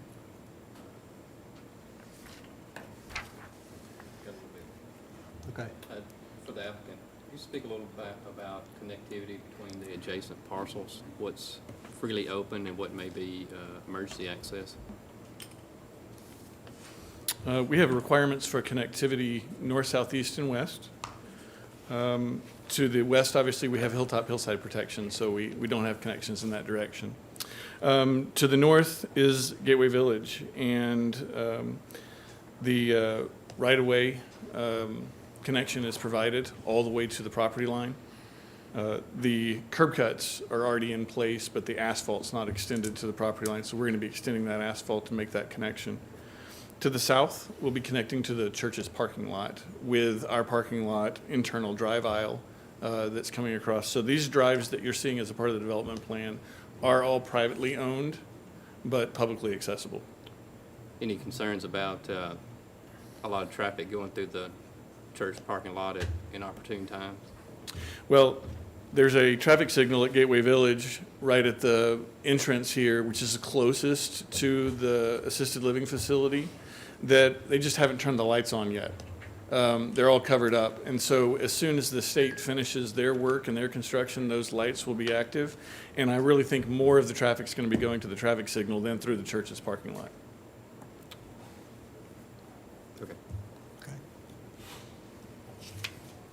Okay. Just have one other very small question. Yes, sure. You know, you were talking about not having anything up at the, I guess, the back of this, that is where you've got the steep slopes and everything. But I noticed it also has Del Rose soil up there too. It's being protected. It's going to be in the conservation, is it actually a conservation easement overlay in the HHO? When it's platted as an open space lot, but the HHO inherently implies conservation in that area. Yes, and all open space lots are non-buildable. Okay, just wanted to make sure, because Yeah. that is fairly close to a long time ago famous. The famous house that slippage slid soils, down yes. the hill, yeah. Yeah, Thank you. good point.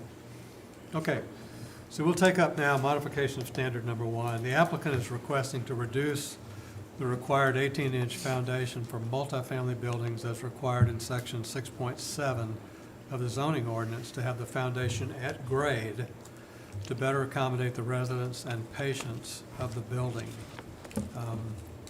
We don't have any additional staff presentation. Is there any, is there a motion on modification of standards number 1? Move for approval to the board. We have a motion for approval to BOMA Second. by Commissioner Harrison and a second by Commissioner Orr. Is there any discussion? Seeing none by roll call vote, Commissioner Allen, Aye. Commissioner Franks. Aye. Commissioner Harrison, Aye. Commissioner McLemore, Aye. Commissioner Mann, Aye. Commissioner Orr, Aye. Alderman Peterson, Yes. and Commissioner Lindsey votes aye. That motion passes. So back to our main motion then for approval, with now the approved modification of standards number 1. Is there any further discussion on our main motion? This is for the development plan.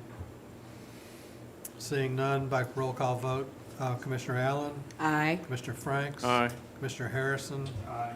Commissioner McLemore, Aye. Commissioner Mann, Aye. Commissioner Orr, Aye. Alderman Peterson, Yes. and Commissioner Lindsey votes aye as well. That motion passes. Thank you. Next is item number 13. Consideration of ordinance 2022-32, an ordinance to rezone 20.15 acres from planned PD district to planned PD 0.2, 263,100 district for the property located east of Franklin Road and north of Liberty Pike, located at 230 Franklin Road, the Factory at Franklin PUD subdivision. Thank you, Mr. Chairman. The applicant is requesting to rezone the property at 230 Franklin Road to planned PD 0.2/263,100 square feet of non-residential space to accommodate the proposed revision to the Factory at Franklin PUD subdivision. That revision to the development plan is being considered on tonight's agenda following this one. Envision Franklin places this property in the neighborhood commercial design concept, which states that these areas contain a mix of active uses at key intersections that serve surrounding residential concentrations. These centers must be compatible with and contribute to neighborhood character and livability. These centers should be defined by building frontages and an activated street and not by parking lots. The rezoning with proposed entitlements is in accordance with the recommendations of Envision Franklin and can be supported by staff. So staff recommends approval of ordinance 2022-32. Thank you. Okay, thank you. Does anyone from the public wish to speak to this item? Seeing none, is there someone here representing the applicant? Hello again, my name is Greg Gamble, and representing Holiday, the new owners of the factory. And I know the last few reviews were fun, but this one is a lot of fun. As a landscape architect, we are quite honored to have been selected by Holiday to participate in kind of the next chapter in the life of the factory. And we are proposing through this development plan a few modification of standards, some specifically relate to signage, some that specifically relate to dumpster locations. And we are requesting a expansion of the square footage of the factory to include a new carousel building. In addition to the additional square footage, we're requesting that commercial recreation be added as an approved use for the factory. So those are kind of the key components that relate to this development plan proposal, and happy to answer any questions that you may have about this rezoning. Thank you. Great, thank you. Okay. So we will handle this. This is the rezone. Yep. Yes. This is just item 13, right? Yeah, okay. 13. All right, 13. just to rezone. Is there a motion on this item? Move for approval to the Board of Mayor and Aldermen. We have a motion for approval to the Board of Mayor and Aldermen by Second. Commissioner Harrison, Second. and Commissioner Orr has seconded that motion. Is there any discussion? Hearing none by roll call vote, Commissioner Allen, Aye. Commissioner Franks, Aye. Commissioner Harrison, Aye. Commissioner McLemore, Aye. Commissioner Mann, Aye. Commissioner Orr, Aye. Alderman Peterson, Yes. and Commissioner Lindsey votes aye. That motion passes. Next item is item number 14. This is a consideration of Resolution 2022-59, a resolution approving a revised development plan for the factory at Franklin PUD subdivision with 11 modifications of development standards, including things like refuse requirements, connectivity, and signage for the property located north of Liberty Pike and east of Franklin Road, located at 230 Franklin Road. Staff presentation. Thank you, Mr. Chairman. The applicant has submitted a revision to the factory at Franklin PUD subdivision development plan. The original concept plan for the factory was approved in June of 1997 with ordinance 97-32.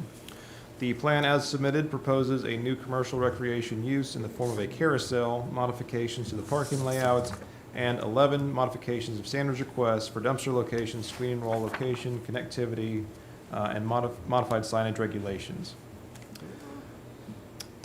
The former industrial campus was repurposed into a commercial development in the late 1990s. No significant new construction is being proposed with this revision. The applicant is proposing these alterations to respond to modern retail and customer preferences, and what they are proposing is in line with Envision Franklin. There are 11 modifications of standards requests for this plan, so if you will please bear with me as we go through them one by one.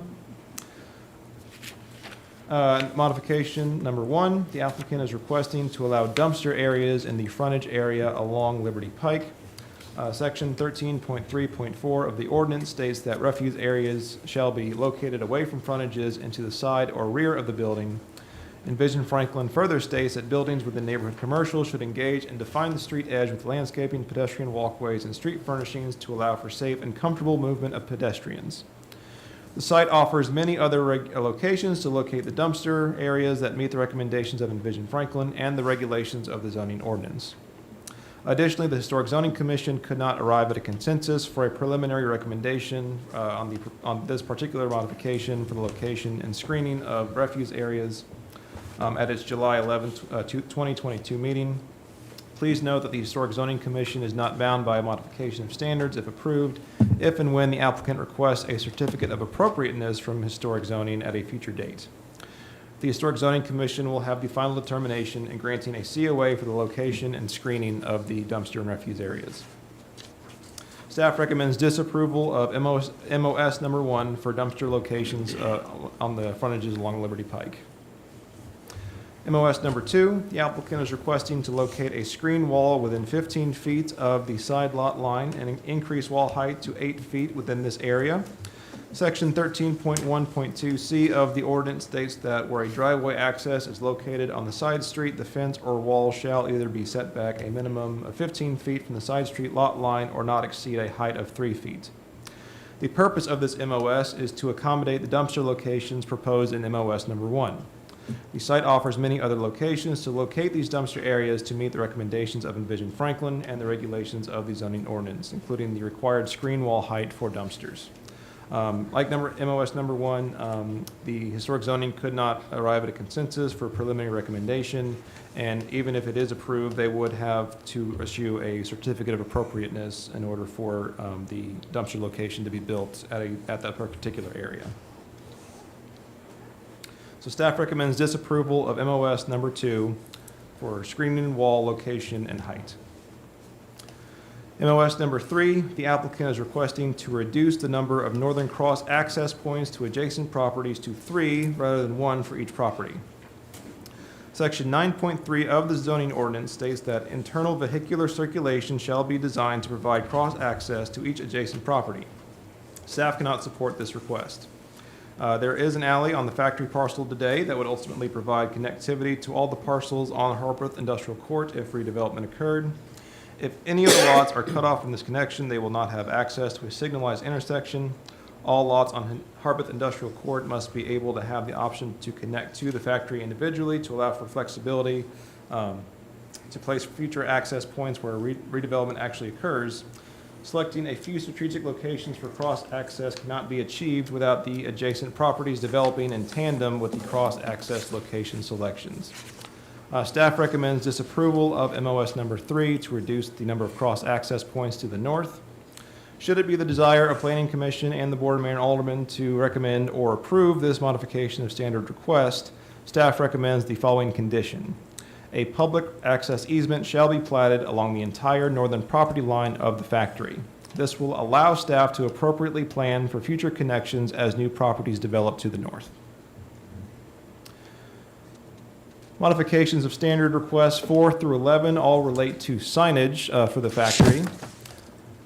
The factory at Franklin is an adaptive reuse property that was formerly the site of an industrial campus. As such, the building was not constructed to be conducive for retail, commercial, and non-residential uses. The use of additional signage will assist with protecting and revitalizing this local historical and cultural asset. The Historic Zoning Commission provided favorable recommendations of approval with conditions to the following MOS requests for signage, with the exception of modification request number 8. For vertical blade signs, which is recommended for disapproval. Accordingly, staff's recommendations align with Historic Zoning Commission recommendations as further described in condition of approval number 10. The property is within the historic preservation overlay, so each sign must be reviewed and approved individually for a certificate of appropriateness prior to it being issued a sign permit. So request number 4, the applicant is requesting to allow signage in the shape of an item that is representative of a tenant's services or retail business. Section 15.1.3 states that signs shall not be irregularly shaped. Based on the recommendation of the Historic Zoning Commission, staff recommends approval with the condition that irregularly shaped signs be limited to small projecting or hanging signs only. For MOS number 5, the applicant is requesting to increase the number of band signs to 1 per tenant along the same facade. Section 15.4 states that maximum of 1 per main entrance for the band sign storefront on the ground floor. Based on the recommendation of the Historic Zoning Commission, staff does recommend approval with conditions and adds the condition that band signs number 5 and 6 from the exhibits be removed as they are proposed to be applied to mechanical screening, and with the condition that band sign number 10 and 11 from the exhibit be modified so that they hang from the eaves as to not obscure windows. And the full sign exhibit is available in your materials as well. So staff recommends approval with conditions of MOS number 5. For MOS number 6, the applicant is requesting to allow canopy signage to be located above the canopy roof line. Section 15.5 states that signs shall not project above or below the canopy or be located above the building roof line. Based on the recommendations of Historic Zoning Commission, staff can recommend approval with the conditions that signs 50 and 62 in the exhibit be reclassified as wall signs.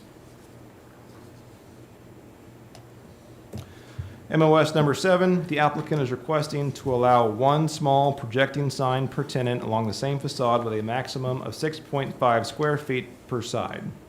Section 15.12 of the ordinance states that this sign type have a maximum of one per building main entrance in addition to other building signage, and that they have a maximum of 4.5 square feet. Based on the recommendations of the Historic Zoning Commission, staff adds the condition that the sign referenced in the MOS shall follow the number and locations presented on the signage plan. So staff recommends approval with conditions of MOS number 7.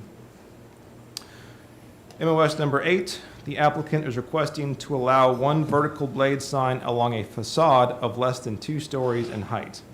Section 15.14 of the zoning ordinance states that vertical blade signs are permitted on a building that is 2 or more stories and fronts a street intersection.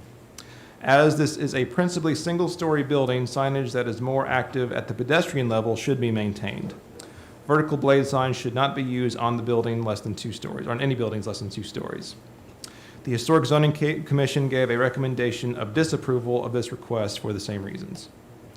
Staff recommends disapproval of MOS number 8 for vertical blade signs on buildings of 1 or less than 2 stories.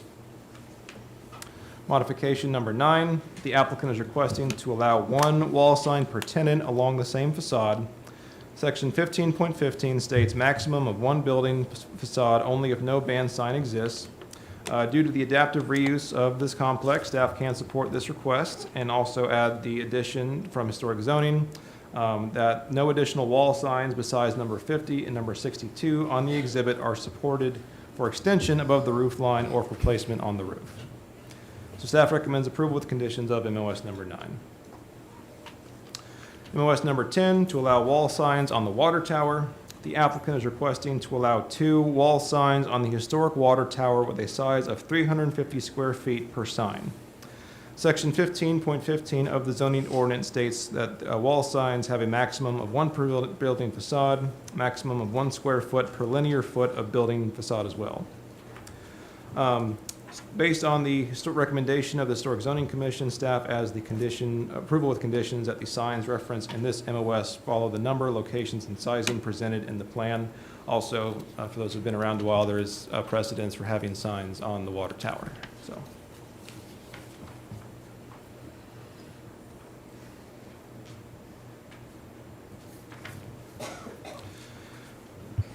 All right, MOS number 11. The applicant is requesting to allow additional development entrance signs for the site. Section 15.7 of the ordinance states that maximum of 2 per entrance to the development. Due to the adaptive reuse of the former industrial complex, staff can support the request to maintain the vitality of this local historical asset. And we do recommend approval with conditions, with the condition based off of what the Historic Zoning Commission recommended, that the signs referenced in this modification of standard follow the number and locations presented on the sign package. So with all of that in mind, I'll go back and review really quick. Modifications 1, 2, and 3 are recommended for disapproval from staff. Modifications 4 through 7 are recommended approval with conditions. Modification 8 is recommended for disapproval. Modifications 9 through 11 are recommended approval with conditions. So overall, the resolution 2022-59 is recommended for approval with conditions. And happy to answer any questions after I have some water. Thank you, Joey. Anybody have any questions for staff? Nice job. Good, okay. Does anyone from the public wish to speak to this item? Seeing none. Presentation by applicant. Yes, hi, Greg Gamble, thank you. Commissioners, you're starting to see the new site plan and new master plan for the factory with this development plan submittal. You're starting to see how Holiday wants to connect intentionally pedestrians from the factory to Liberty Pike and Franklin Road. We are removing a lot of the perpendicular parking that is along the side of Mafiosa's and perpendicular parking that is right at the water tower to create new sidewalks, new pedestrian connections in those locations. So it's pretty exciting to see how a lot of this is starting to evolve forward. Two other aspects you'll notice in the development plan. One, the access on Liberty Pike that's closest to Franklin Road is going to be changing to a right in, right out only to help traffic circulation at that intersection. Second, we are showing a aligned new entrance to the factory directly across from Daniels Drive. That is not a part of our first site plan, and we're working to include that in maybe a future phase, a future site plan. But staff wanted us to go ahead and make sure that that was a part of this development plan so that we'd be ready when that entrance did change, that we would have it documented as a part of the development plan. There are a couple of modification of standards that I'd like to talk about, and I've handed you out the 8.5 by 11 portions of the modification of standards from the Joint Conceptual Workshop. The first two modification of standards relate specifically to dumpsters. We're going to have multiple restaurants on multiple sides of the factory, really almost all four sides. Today, the factory has vacancies and has a demand for about 6 to 7 dumpsters. In the future, when it's built out, we want to try and ensure that we only have 1 dumpster pickup per day. And we believe that we can accommodate that with 12 dumpsters, 4 of those being recycling and the others being trash dumpsters. We have identified 4 locations on the campus. 2 of them are along Liberty Pike and 2 of them are on the north property line of the property.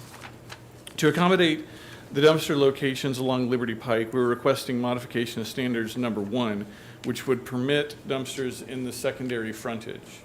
There used to be a dumpster in that location in the past. It was removed in 2019 because it was no longer needed in that location. Several of the restaurants had closed. But there were no dumpster enclosures, and they were always kind of kept out in the open. We're trying to create something here that keeps them contained, keeps it clean. The difference between Holiday Properties managing the site, managing the entire factory of the property, versus one of the restaurants managing its dumpster is that Holiday's responsible. Holiday will keep it clean. They have to for their tenant obligations. So that'll be critical and very important as a part of that those dumpster locations. The second modification of standards is to allow a wall taller than 3 feet within 15 feet of the property line. Our walls will be located closer than 15 feet. We've provided some dimensions on that at the Joint Conceptual Workshop, but we're approximately 9 feet to the property line with the dumpster locations as proposed. Those areas will be landscaped as a part of the landscape frontage that's along Liberty Pike. We would like to include a green screen that would allow these walls to disappear in the landscape that's being provided along Liberty Pike. But these locations are really out of necessity to accommodate the users that are in the factory. It is an unusual building. We are doing a retrofit of a historic structure that was built at one point in time for a completely different purpose. And so to accommodate its new purpose, we are trying to be creative, think a little out of the box. And this is one instance where we believe these modifications of standards are necessary and appropriate. The third modification of standards relates to a requirement in the zoning ordinance to provide connectivity to properties that are adjacent. Along the northern property line, there are 11 properties, which would require 11 stub connections to driveways. The factory would like to create more intentionality, more specificity to where these connections could take place in the future. It's not limiting traffic from cutting across the factory parking lots. It's not limiting someone having access to the traffic signal at Franklin Road and Liberty Pike. It's just telling them where the city has approved those locations to occur. And so this modification of standards relates specifically to cross-access. I'd like to make a comment briefly on modification of standards number 7, which is a request to allow additional projecting signs per facades. In our signage package and in the request to the Historic Zoning Commission that they recommended approval on, we requested another sentence that's not in the staff report, which requested, so right now, any projecting sign has a maximum square footage of 4.5 square feet per side. And in the alley that runs along the back of the factory, kind of as you're going toward Mojo's from the farmer's market area, we're requesting 6.5 square feet per side in just that alley to make those signs a little bit more visible and provide a little bit different character. So that's not included in this report, but was approved as a part of the Historic Zoning Commission and was a part of our signage package. If that creates issues, Amy, Joey did say that there was a maximum of 6.5 square feet? just in the alley, maximum of 6. Oh, so you're just clarifying that's the only That's the location only where the location. maximum would be? That's the only Okay. location that the maximum would be. We understand the Historic Zoning Commission's recommendation of disapproval on number 8, and I don't have any comments regarding that. So happy to answer any questions that you may have. Thank you.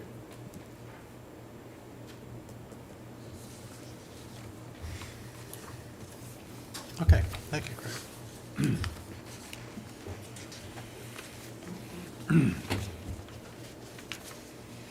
Okay, we'll follow the same protocol for this. We'll start with a main motion for this resolution approving a revised development plan for the factory.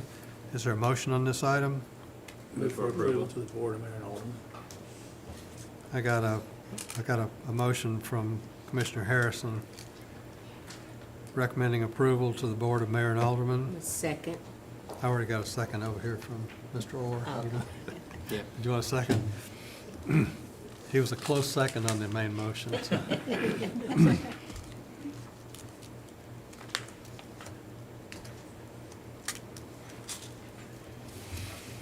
Okay, so we will move to the individual modification of standards request. The MOS number 1 is for dumpster or refuse location.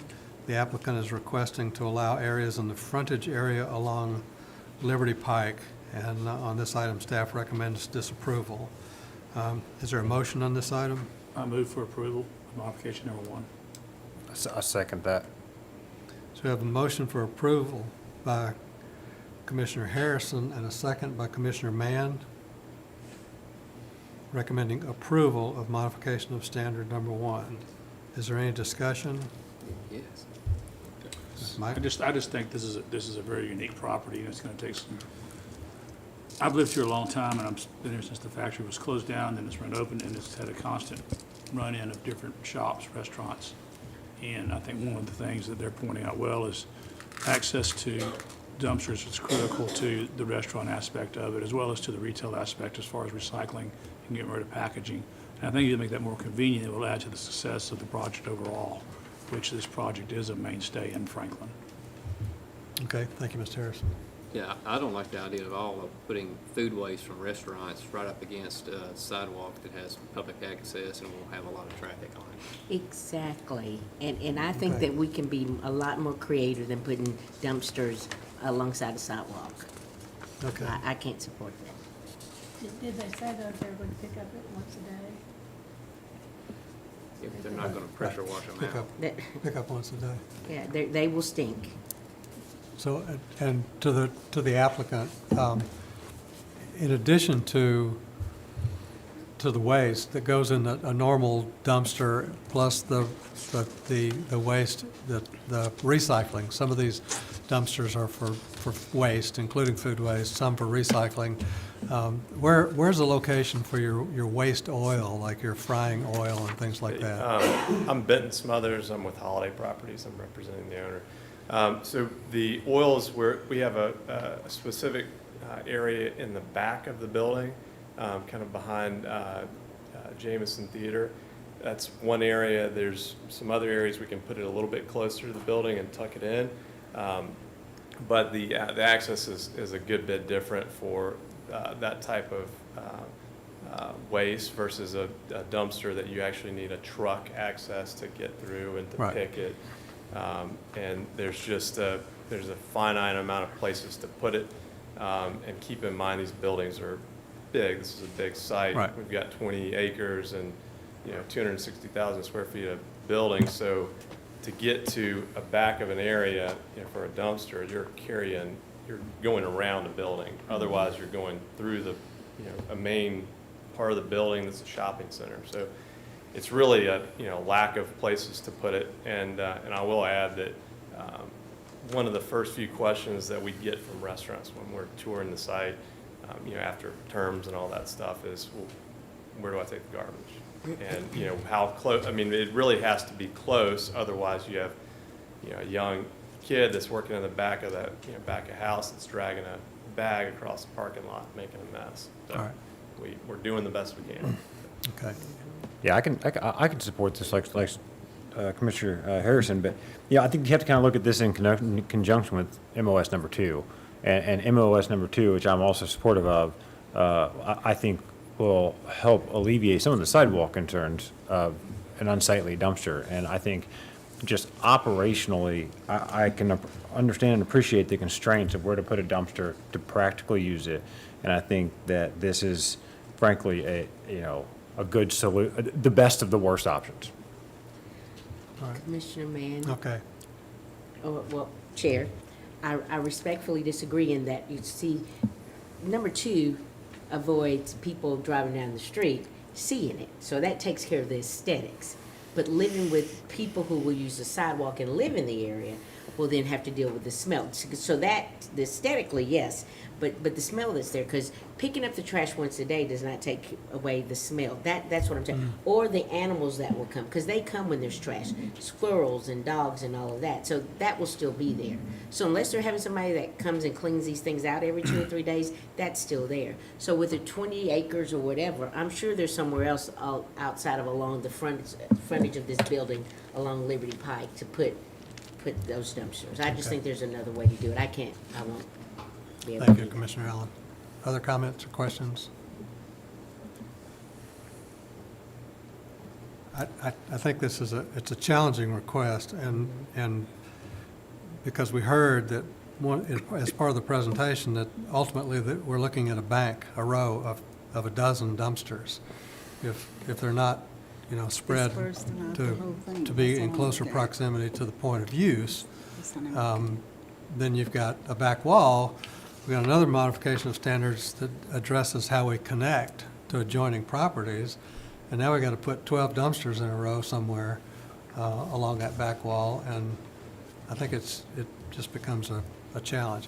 The challenge ultimately is on the operator of this facility because, dumpsters are some of the most challenging portions, some of the things that I deal with in my day job, some of the sloppy mess associated with messes made from the dumping of waste oil containers ultimately ends up with stuff on the ground. Stinky dumpsters, that's just one of the characteristics of a typical dumpster is the smell associated with it. And it's one of the reasons why we don't typically put it up on the front edge of a piece of property. So, any other questions, comments? We have a proper motion for approval of this modification of standards. Is there, and there's no further discussion, we'll just go by roll call. Commissioner Allen? No. Commissioner Franks? Yes. Commissioner Harrison? Aye. Commissioner McLemore? Aye. Commissioner Mann? Aye. Commissioner Orr? No. Alderman Peterson? Yes. And Alderman Lindsay votes yes as well. So that motion passes. Modification of standards number 1 is passed. Modification of standards number 2 is for the screen wall location and height The applicant is requesting to locate a screen wall within 15 feet of the side street lot line and to increase wall height to 8 feet within this area. Staff recommends disapproval.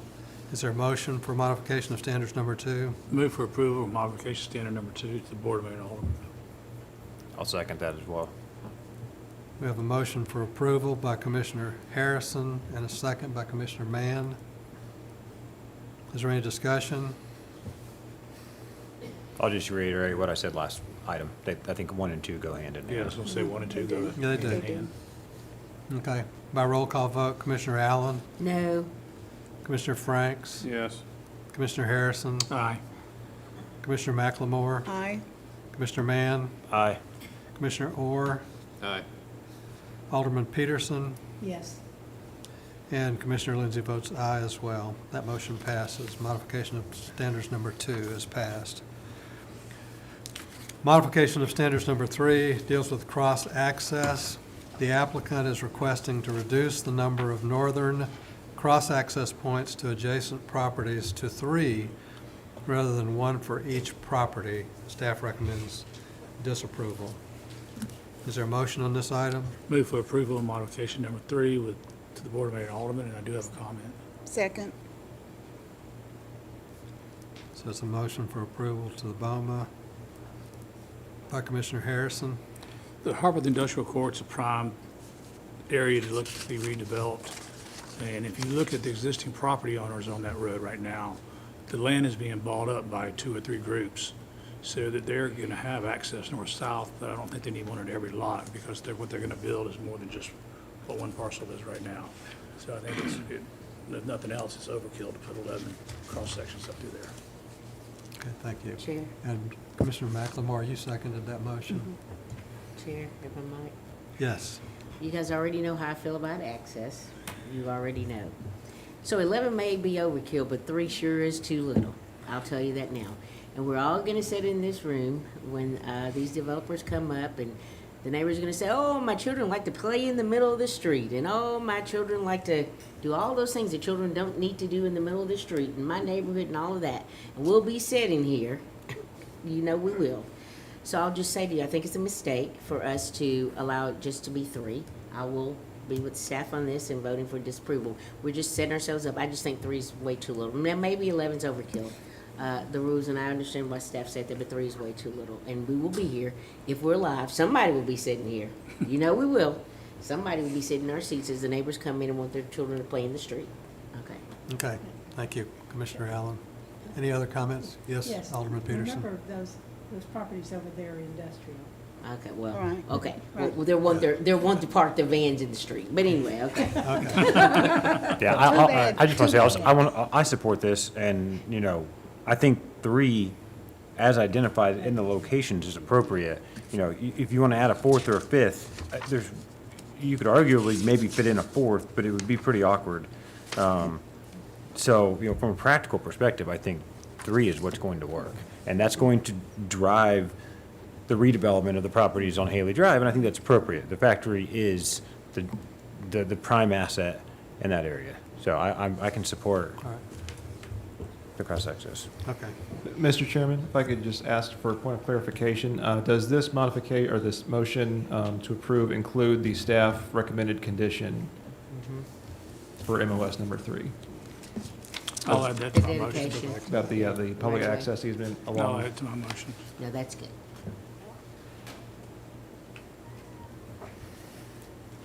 I'll Yeah, the support condition, that. staff recommended condition was public access easement shall be platted along the entire northern property line of the factory.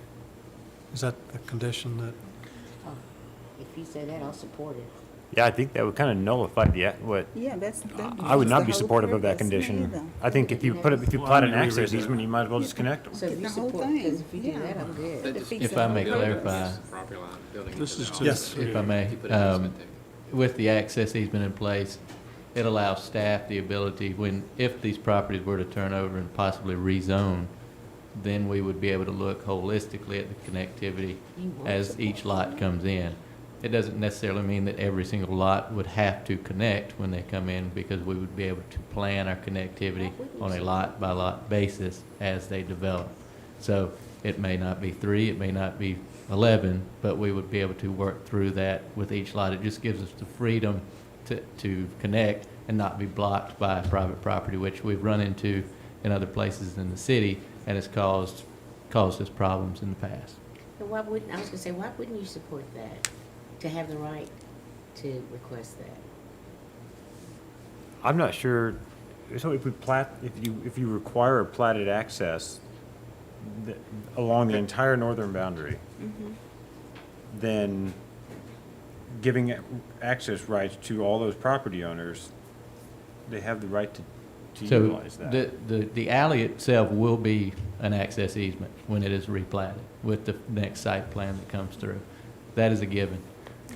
This would just keep a grass strip or spike strip, if you will, from being created on the north side of the alley. Therefore, it would allow staff to guide the future development of the property to connect at appropriate locations. So it gives us the freedom to choose where those connections happen, given when, we don't have any control of when those parcels turn over. So it allows us to look at those each individually and not be restricted by just the 3 access points at this time. Future development picks the point, not this developer. But I want this development to pick the point. I think that's my point. Yeah, I want the access where these 3 locations are. I think that's the most practical place to put them. They are. He's talking about future development. But then that would allow, I'm gonna rescind my It allows you to get motion on past the grass on strip. that part, Mr. Chairman, to go back to my original motion. Okay. Because the way I understand Okay, it wait, is, wait a minute. Everybody's talking. Okay, let's, Mr. Harrison? if they're gonna have to dedicate a row of green space all the way along, then they could come back and require access into the factory where an access doesn't exist and could create all kinds of issues that we don't see right now. Is that the way I'm reading, or is that incorrect? So today, this functions as an alley, and our intent is for it to always function as a loading alley and connectivity for any property that redevelops. That does not mean necessarily that we will have 11 stub connections along this property line. It just means that we will not be blocked in order to connect in the future where it is appropriate. Our connectivity standards would still be required, but you would end up with a strip of grass that would not be, that would be controlled by the factory and not allow any connectivity, so you might as well not even attempt to connect. So you would have to wait on the other properties that this is setting up for those 3 connections, or any other property to develop with any real density to add more traffic to Harpeth Industrial Court, because if, say, 3 of the parcels that aren't able to connect today come in and there's an apartment complex being built there, we're going to experience traffic problems with people trying to make that left turn out of there. That's what we're trying to prevent. We want to get them to the signal. We want to provide them as much access as we can. And the access easement gives us that ability to do that in the future as property redevelops. So you're saying if they could go up to Harpeth Industrial Court and go to the traffic. They should be able to. Well, there's not one there, No, there won't and be. there's never intended to be one there. It won't be. They'll have to come through At the primary entrance into that street. I'm sorry? That's the primary entrance, Harpeth Industrial Court. Right, so is the- that's the entrance into these, this subdivision, if you will, this cul-de-sac subdivision. Allowing the access easement to be on the north property line just allows the freedom for redevelopment of those parcels to help us plan the connectivity based on the use that occurs up there. It may not be industrial forever. We've seen some of that All right. turn over, and especially closer to town.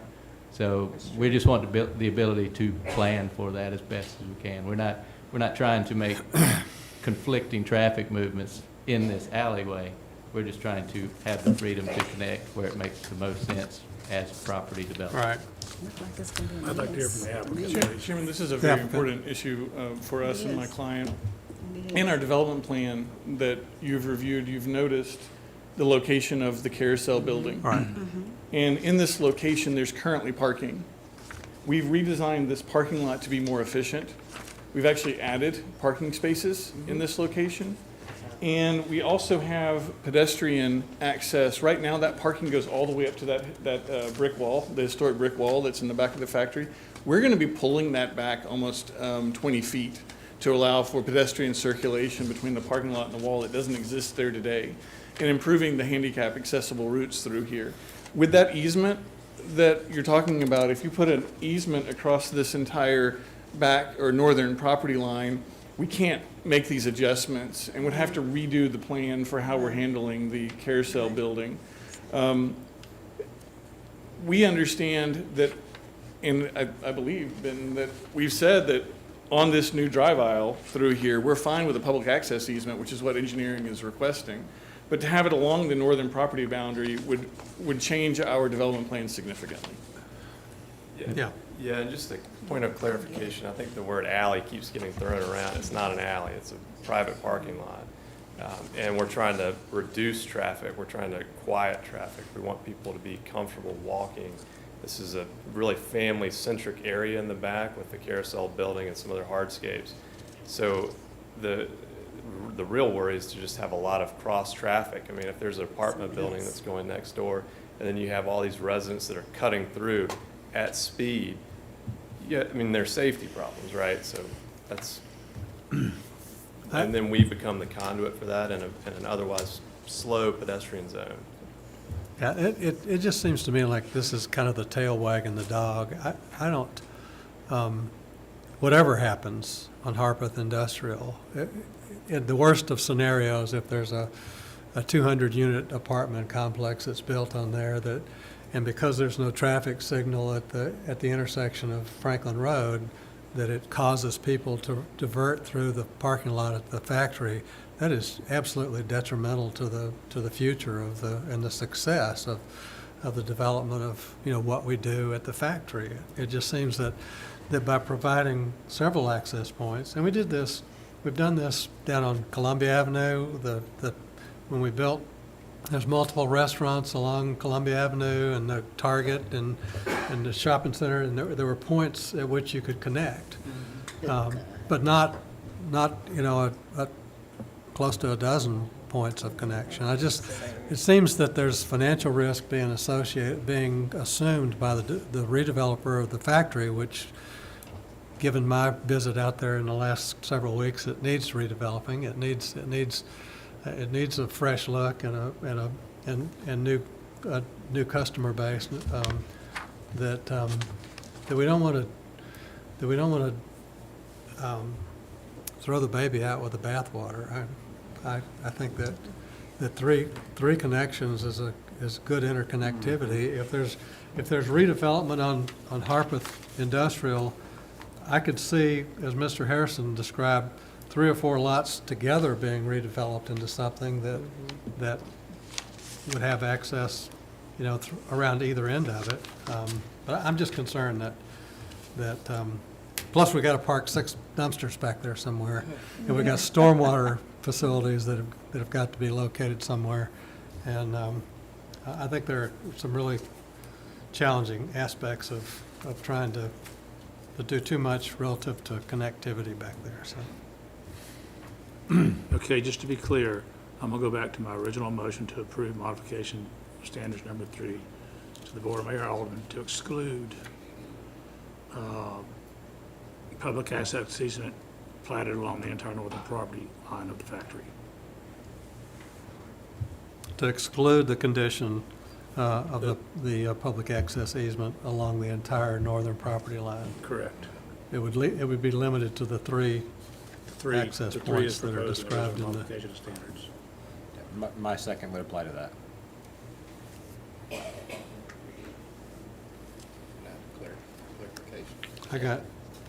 Wait a minute. So I've got Commissioner McLemore as the second on that, is that correct? Sorry. I'll second. Okay, Question for staff. yes. Did you say that access drive on the north side of the parcel was going to be, you're going to make them plan it as a public alley? Yeah, so any commercial use, any access drive through that use is required to have a public access easement on it, just so the public can use it. I've heard a few things of traffic cutting through and speeding and things like that. This would not prohibit speed humps in the alley. This would not permit, or would still allow for any traffic calming on the property to reduce that and maybe guide anyone who were to develop on the north there to use the Daniels Drive connection if they need to, which is kind of on the peripheral of the factory where pedestrians wouldn't be at this time. So simply put, we're looking for the most flexibility in the future when property comes on. So if that answers your question. So, I have a question, please, before we vote on Yes. this. Harpeth Industrial Court, is that a city street or is that privately? It's a owned? public street. Oh, thank you, I appreciate it. Okay, so we have a motion on the floor recommending approval without a condition to make public access across the entire northern property line. The motion was made by Commissioner Harrison and seconded by Commissioner McLemore. Is there any final discussion on this item? Seeing none by roll call, Commissioner Allen, No. Commissioner Franks? Yes. Commissioner Harrison? Aye. Commissioner McLemore? Aye. Commissioner Mann? Aye. Commissioner Orr? Aye. Alderman Peterson? Yes. And Commissioner Lindsey votes aye as well. That motion passes, approving MOS number 3. Modification of standard number 4 is for signage. The applicant is requesting to allow signage in the shape of an item that is representative of the tenant's services or retail business, and staff recommends approval with conditions. So moved. Second. Was that Alderman Peterson? Peterson. Peterson, yeah. So we have a motion by Alderman Peterson for approval with conditions. And a second by Commissioner Harrison. Any final discussion? By roll call vote, Commissioner Allen, Aye. Commissioner Franks, Aye. Commissioner Harrison, Aye. Commissioner McLemore, Aye. Commissioner Mann, Aye. Commissioner Orr, Aye. Alderman Peterson, Yes. and Commissioner Lindsey votes aye as well. Motion of, modification of standard number 4 passes with conditions. MOS number 5 also relates to signage. The applicant is requesting to increase the number of band signs to 1 per tenant along the same facade. Staff recommends approval with conditions.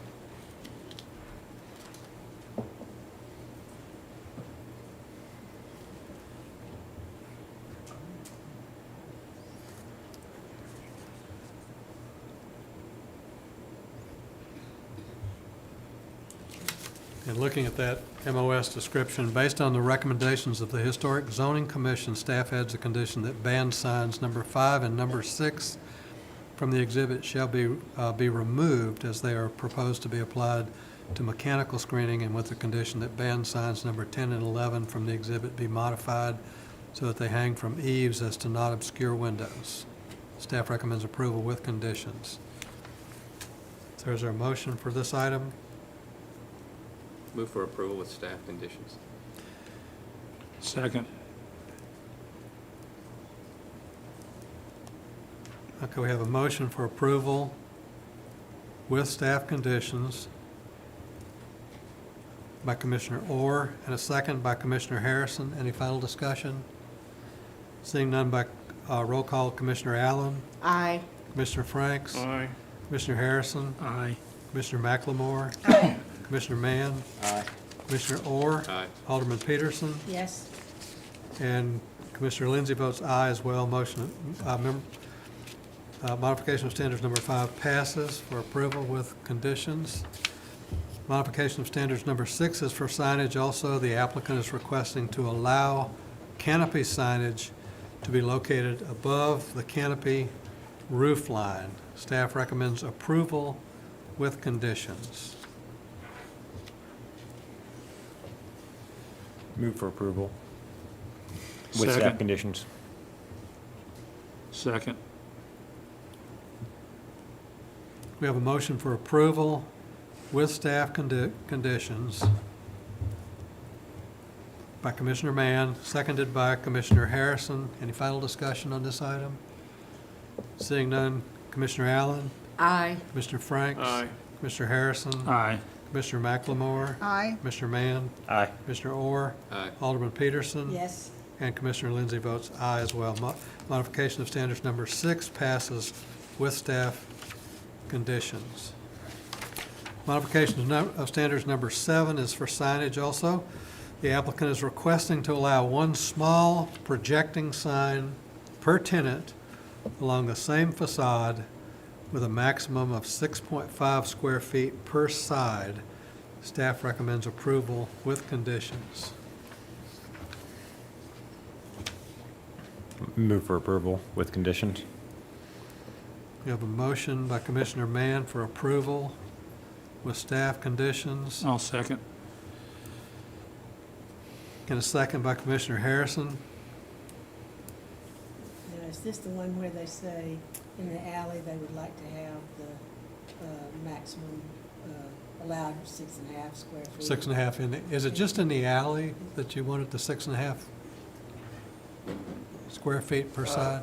That was originally conceived, yeah. I think that we would like a little bit more flexibility on that if we could. Ultimately, it'll go to Historic Zoning Commission. But there, in lieu of the next MOS 8, there's, staff is recommending disapproval, and we're not going to disagree with that. But we would like some flexibility on the projecting blade signs. It's allowing for a little bit larger blade sign is really what we're looking for versus the large vertical blade. So if we could have flexibility, and then ultimately it goes to Historic Zoning, who has the ultimate jurisdiction on what gets put on the building. I can clarify on the conditions of approval as well. The condition of approval, number 10 in your packet, states that for this MOS request, that the MOS is supported as submitted to the Historic Zoning Commission. That packet is in your, the packet presented to Historic Zoning is in your packet, and it does not specify the alley. It asks for a maximum of 6.5 square feet per side of that area. There is, and the signs are documented on every single side of the building, along every building, with square footage maximums each, so Historic had no objections to each sign as shown on that plan. It's number 10. Number 10. You said, you just said You 10. said Sorry, I'm 7, we're on 7, sorry, there's a lot of them.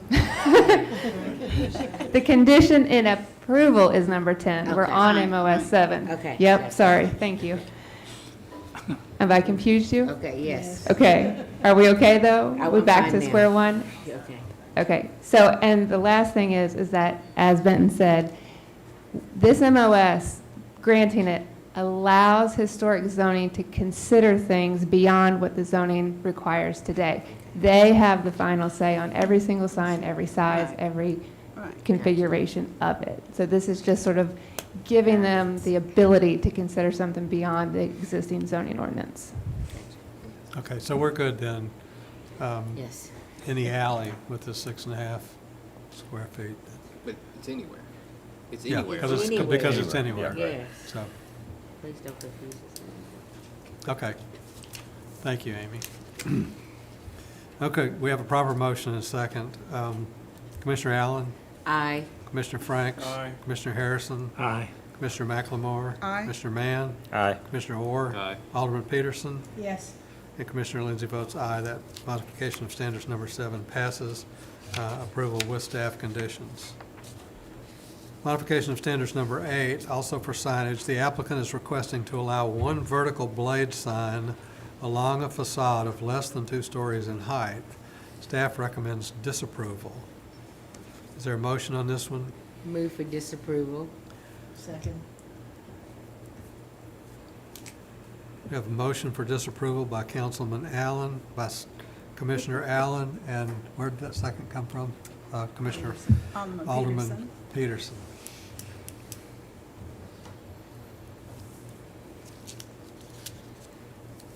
Is there any discussion on this item?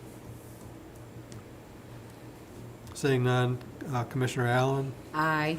Commissioner Franks, No. Commissioner Harrison, Aye. Commissioner McLemore, Aye.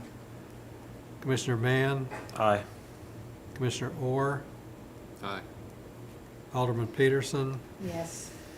and Commissioner Lindsey votes aye as well. And that motion a motion of disapproval for modification of standards number 8 passes.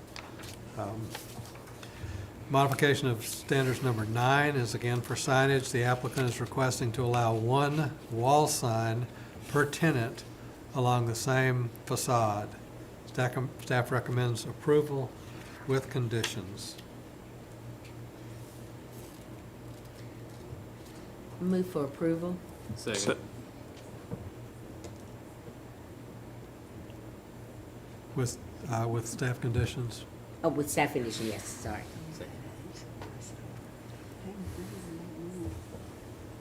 And Commissioner Orr has seconded that motion, approval with staff recommendations, staff conditions. Any further discussion? Commissioner Allen, Aye. Commissioner Franks. Aye. Commissioner Harrison, Aye. Commissioner McLemore, Aye. Commissioner Mann, Aye. Commissioner Orr, Aye. Alderman Peterson, Yes. and Commissioner Lindsey votes aye as well. Motion, modification of standards number 9 passes for approval with staff conditions. Modification of standards number 10, also for signage, the applicant is requesting to allow 2 wall signs on the historic water tower with a sign size of 350 square feet per sign. Staff recommends approval with conditions. Is there a motion on this item? Move for approval Second. with conditions.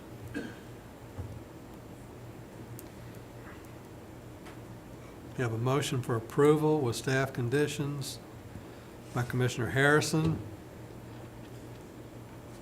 and seconded by Commissioner Franks. Any further discussion? By roll call, Commissioner Allen, Aye. Commissioner Franks, Aye. Commissioner Harrison, Aye. Commissioner McLemore, Aye. Commissioner Mann, Aye. Commissioner Orr, Aye. Alderman Peterson, Yes. and Commissioner Lindsey votes aye as well. That motion passes for approval with staff conditions on MOS number 10. MOS number 11 is for signage. The applicant is requesting to allow additional development entrance signs for the site. Staff recommends approval with conditions. Is there a motion on this item? Move for approval. Second. We have a motion for I'm sorry, approval with with conditions. staff conditions by Commissioner Harrison, and it's seconded by Commissioner Allen. Any discussion? By roll call, Commissioner Allen, Aye. Commissioner Franks, Aye. Commissioner Harrison, Aye. Commissioner McLemore, Aye. Commissioner Mann, Aye. Commissioner Orr, Aye. Alderman Peterson, Yes. and Commissioner Lindsey votes aye as well. So modification of standards number 11 for approval with staff conditions passes. Next item is item number You need 18. to go back to the main motion. Main The motion. main motion. You were waiting on that. Okay, so we return to the main motion. If I can find it. 14. So the main motion was for approval, to recommend approval to the Board of Mayor and Aldermen. A motion made by Commissioner Harrison and seconded by Commissioner Orr. Is there any final discussion on the main motion as it's been, as we've dealt with all of the different modifications of standards that are all now part of this main motion? Any final discussion? Seeing none, Commissioner Allen, Aye. Commissioner Franks, Aye. Commissioner Harrison, Aye. Commissioner McLemore, Aye. Commissioner Mann, Aye. Commissioner Orr, Aye. Alderman Peterson, Yes. and Commissioner Lindsey votes aye. That motion passes. Thank you. Okay. The next item on our agenda is item number 18, the Jordan Reserve subdivision, preliminary plat, creating 12 single-family residential lots, 3 open space lots, and dedicating right-of-way on 28.26 acres located south of Cool Springs Boulevard and east of MacHetcher Memorial Parkway at 565 Jordan Road. So staff presentation. Thank you. I'm going to pull the plat up here. Give me just a second. The purpose of this preliminary plat is to subdivide the existing single-family residential lot into 12 single-family residential lots, 3 open space lots, and to dedicate right-of-way. The property is zoned Residential 2 District, or R2, and is within 500 feet of an HHO boundary. The proposed preliminary plat meets the requirements of the R2 zoning district and Chapter 17, the requirements for properties within 500 feet of the HHO boundary. Every proposed lot is at least 2 acres in size, and each lot is a minimum of 150 feet in width. Jordan Road will remain barricaded to the south so that the current condition prohibiting through traffic will remain. The preliminary plat, along with the attached conditions of approval, meet the requirements of the zoning ordinance and the subdivision regulations.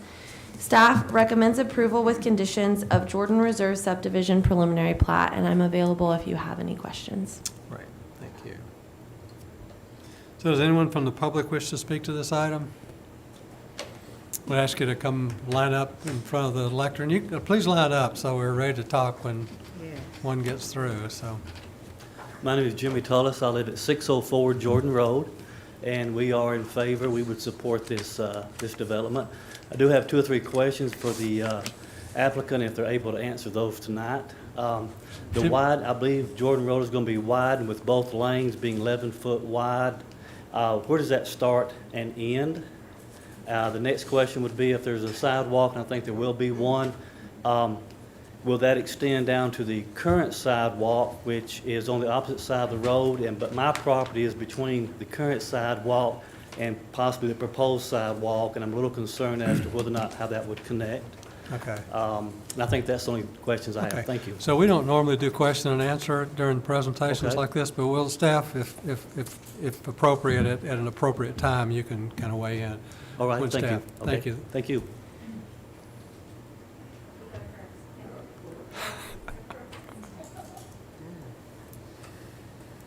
Mr. Chairman, Commissioners, I'm Jim Pat Flowers. I'm at 638 Glen Eagle Lane here in Franklin.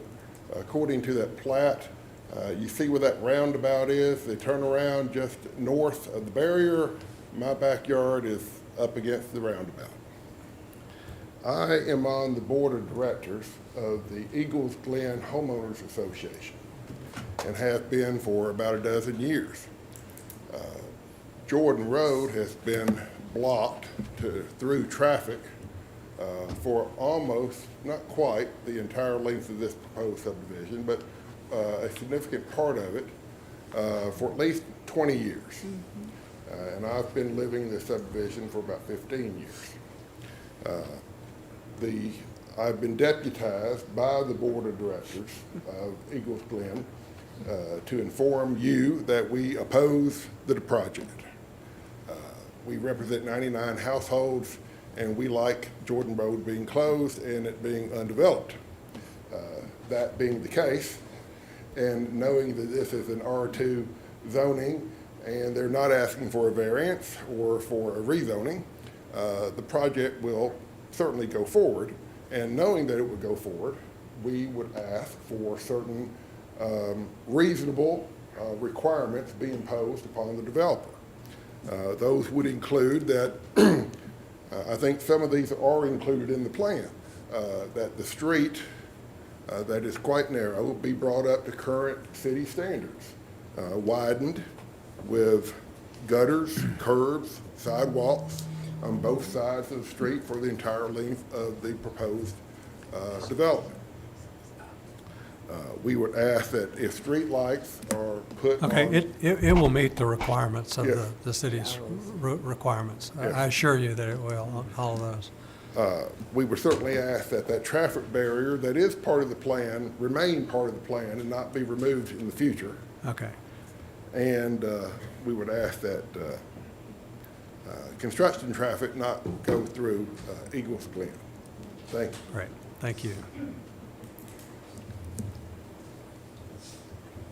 Good evening. Can y'all hear me okay? Yes.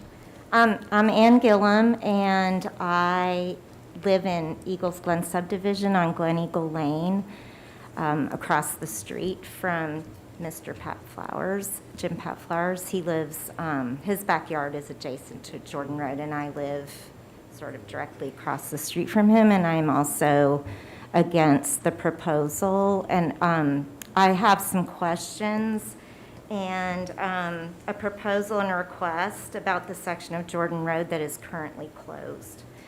As it is, it's closed to vehicles on Jordan Road west of Eagles Glen.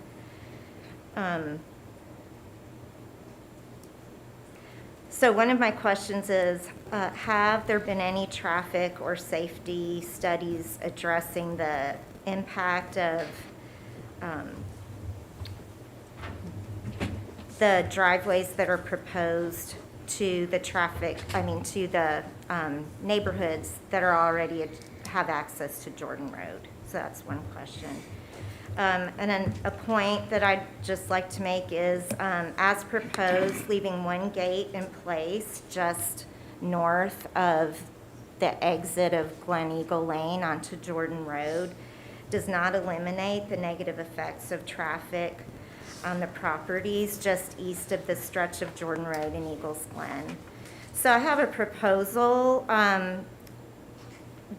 I propose a new exit and access road be provided to this new subdivision that's been proposed on the western side of this development and north of the closed section of Jordan Road near the Winthrop subdivision, so that the section of Jordan Road that is currently closed may remain closed. I've also lived in my house on Glen Eagle Lane for over 20 years, and as Jim Pat has mentioned, for about 20 plus years, Jordan Road has been closed to through traffic between Glen Eagle Lane and what is now just south of Winthrop subdivision. At that time, about 20 or more years ago, there must have been a significant reason to determine that that particular section of Jordan Road be made closed, because prior to that, it was open all the way Right. through. And it will remain closed like it is. I know, but my point is that Okay. just having one Okay, well, thank you. closure isn't enough. And I guess my main point is that if there was a strong enough reason at that time to close that stretch, because now what you're proposing is to open that stretch north. But that stretch right now is on the back of the properties of people who are on the western side of Glen Eagle Lane. And so my concern is that that vehicular traffic and all types of pollution connected to vehicular use can impact negatively the homeowners that live on that side that is adjacent to Jordan Road. So therefore, I respectfully ask to keep that current section, that whole section from Glen Eagle Lane to just south of Winthrop subdivision that is closed, because again, something significant must have determined that that section be closed 20 years ago. And a question I have is, has that been looked at and reviewed? Because it used to be open, and then that section was closed. So I respectfully ask that that whole section remain closed. Thank you so Okay. much. Thank you. Anyone else want to speak to this item? Oh, I wasn't gonna speak, but what the heck, right? I'm right there. Can you give us your name and I'm address, sorry, please? Nancy Cross. I live at 113 Winthrop Way. Okay. In the Winthrop little thing right where that first barrier is. Okay. So I'm already upset that the road's gonna be widened. I'm seeing from what they're showing there, I think everybody must have a driveway coming directly out onto Jordan and not some kind of a thoroughfare through what is supposed to be a neighborhood. But, you know, canopy's coming down, it's not gonna be quaint anymore. But I do wish, just like the last lady was saying, that both barriers remain there, because there are kids there, there are a lot of people playing there, and it is a quiet road. You're gonna make it a big thoroughfare. So, that's all I gotta say. Great. Moved there 2 years ago, and I like it, but I hate all the growth. We've been trying to get people to stop moving here, but to no avail. Okay, any other comments?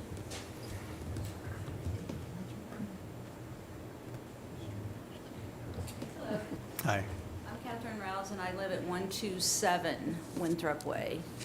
And Jordan Road is small and dangerous, and I'm not against the growth, I'm not against development, but I'm against, I guess, the changing, there's so much change happening there. And what about the animals that live up there? There's a lot of wildlife that live up there. There's deer, foxes, bobcats. What happens with them?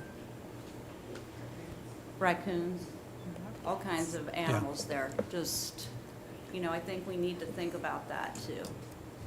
Okay, thank you.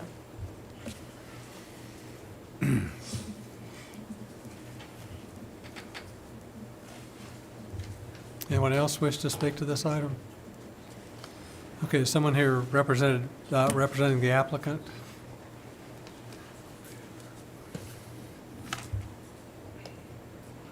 Good evening. My name is Keith Brotherton. I am the surveyor for the project and representing the potential buyers of the property. Happy to answer any questions. If you'd like me to comment on some of the public's comments, I can, or answer anything you have.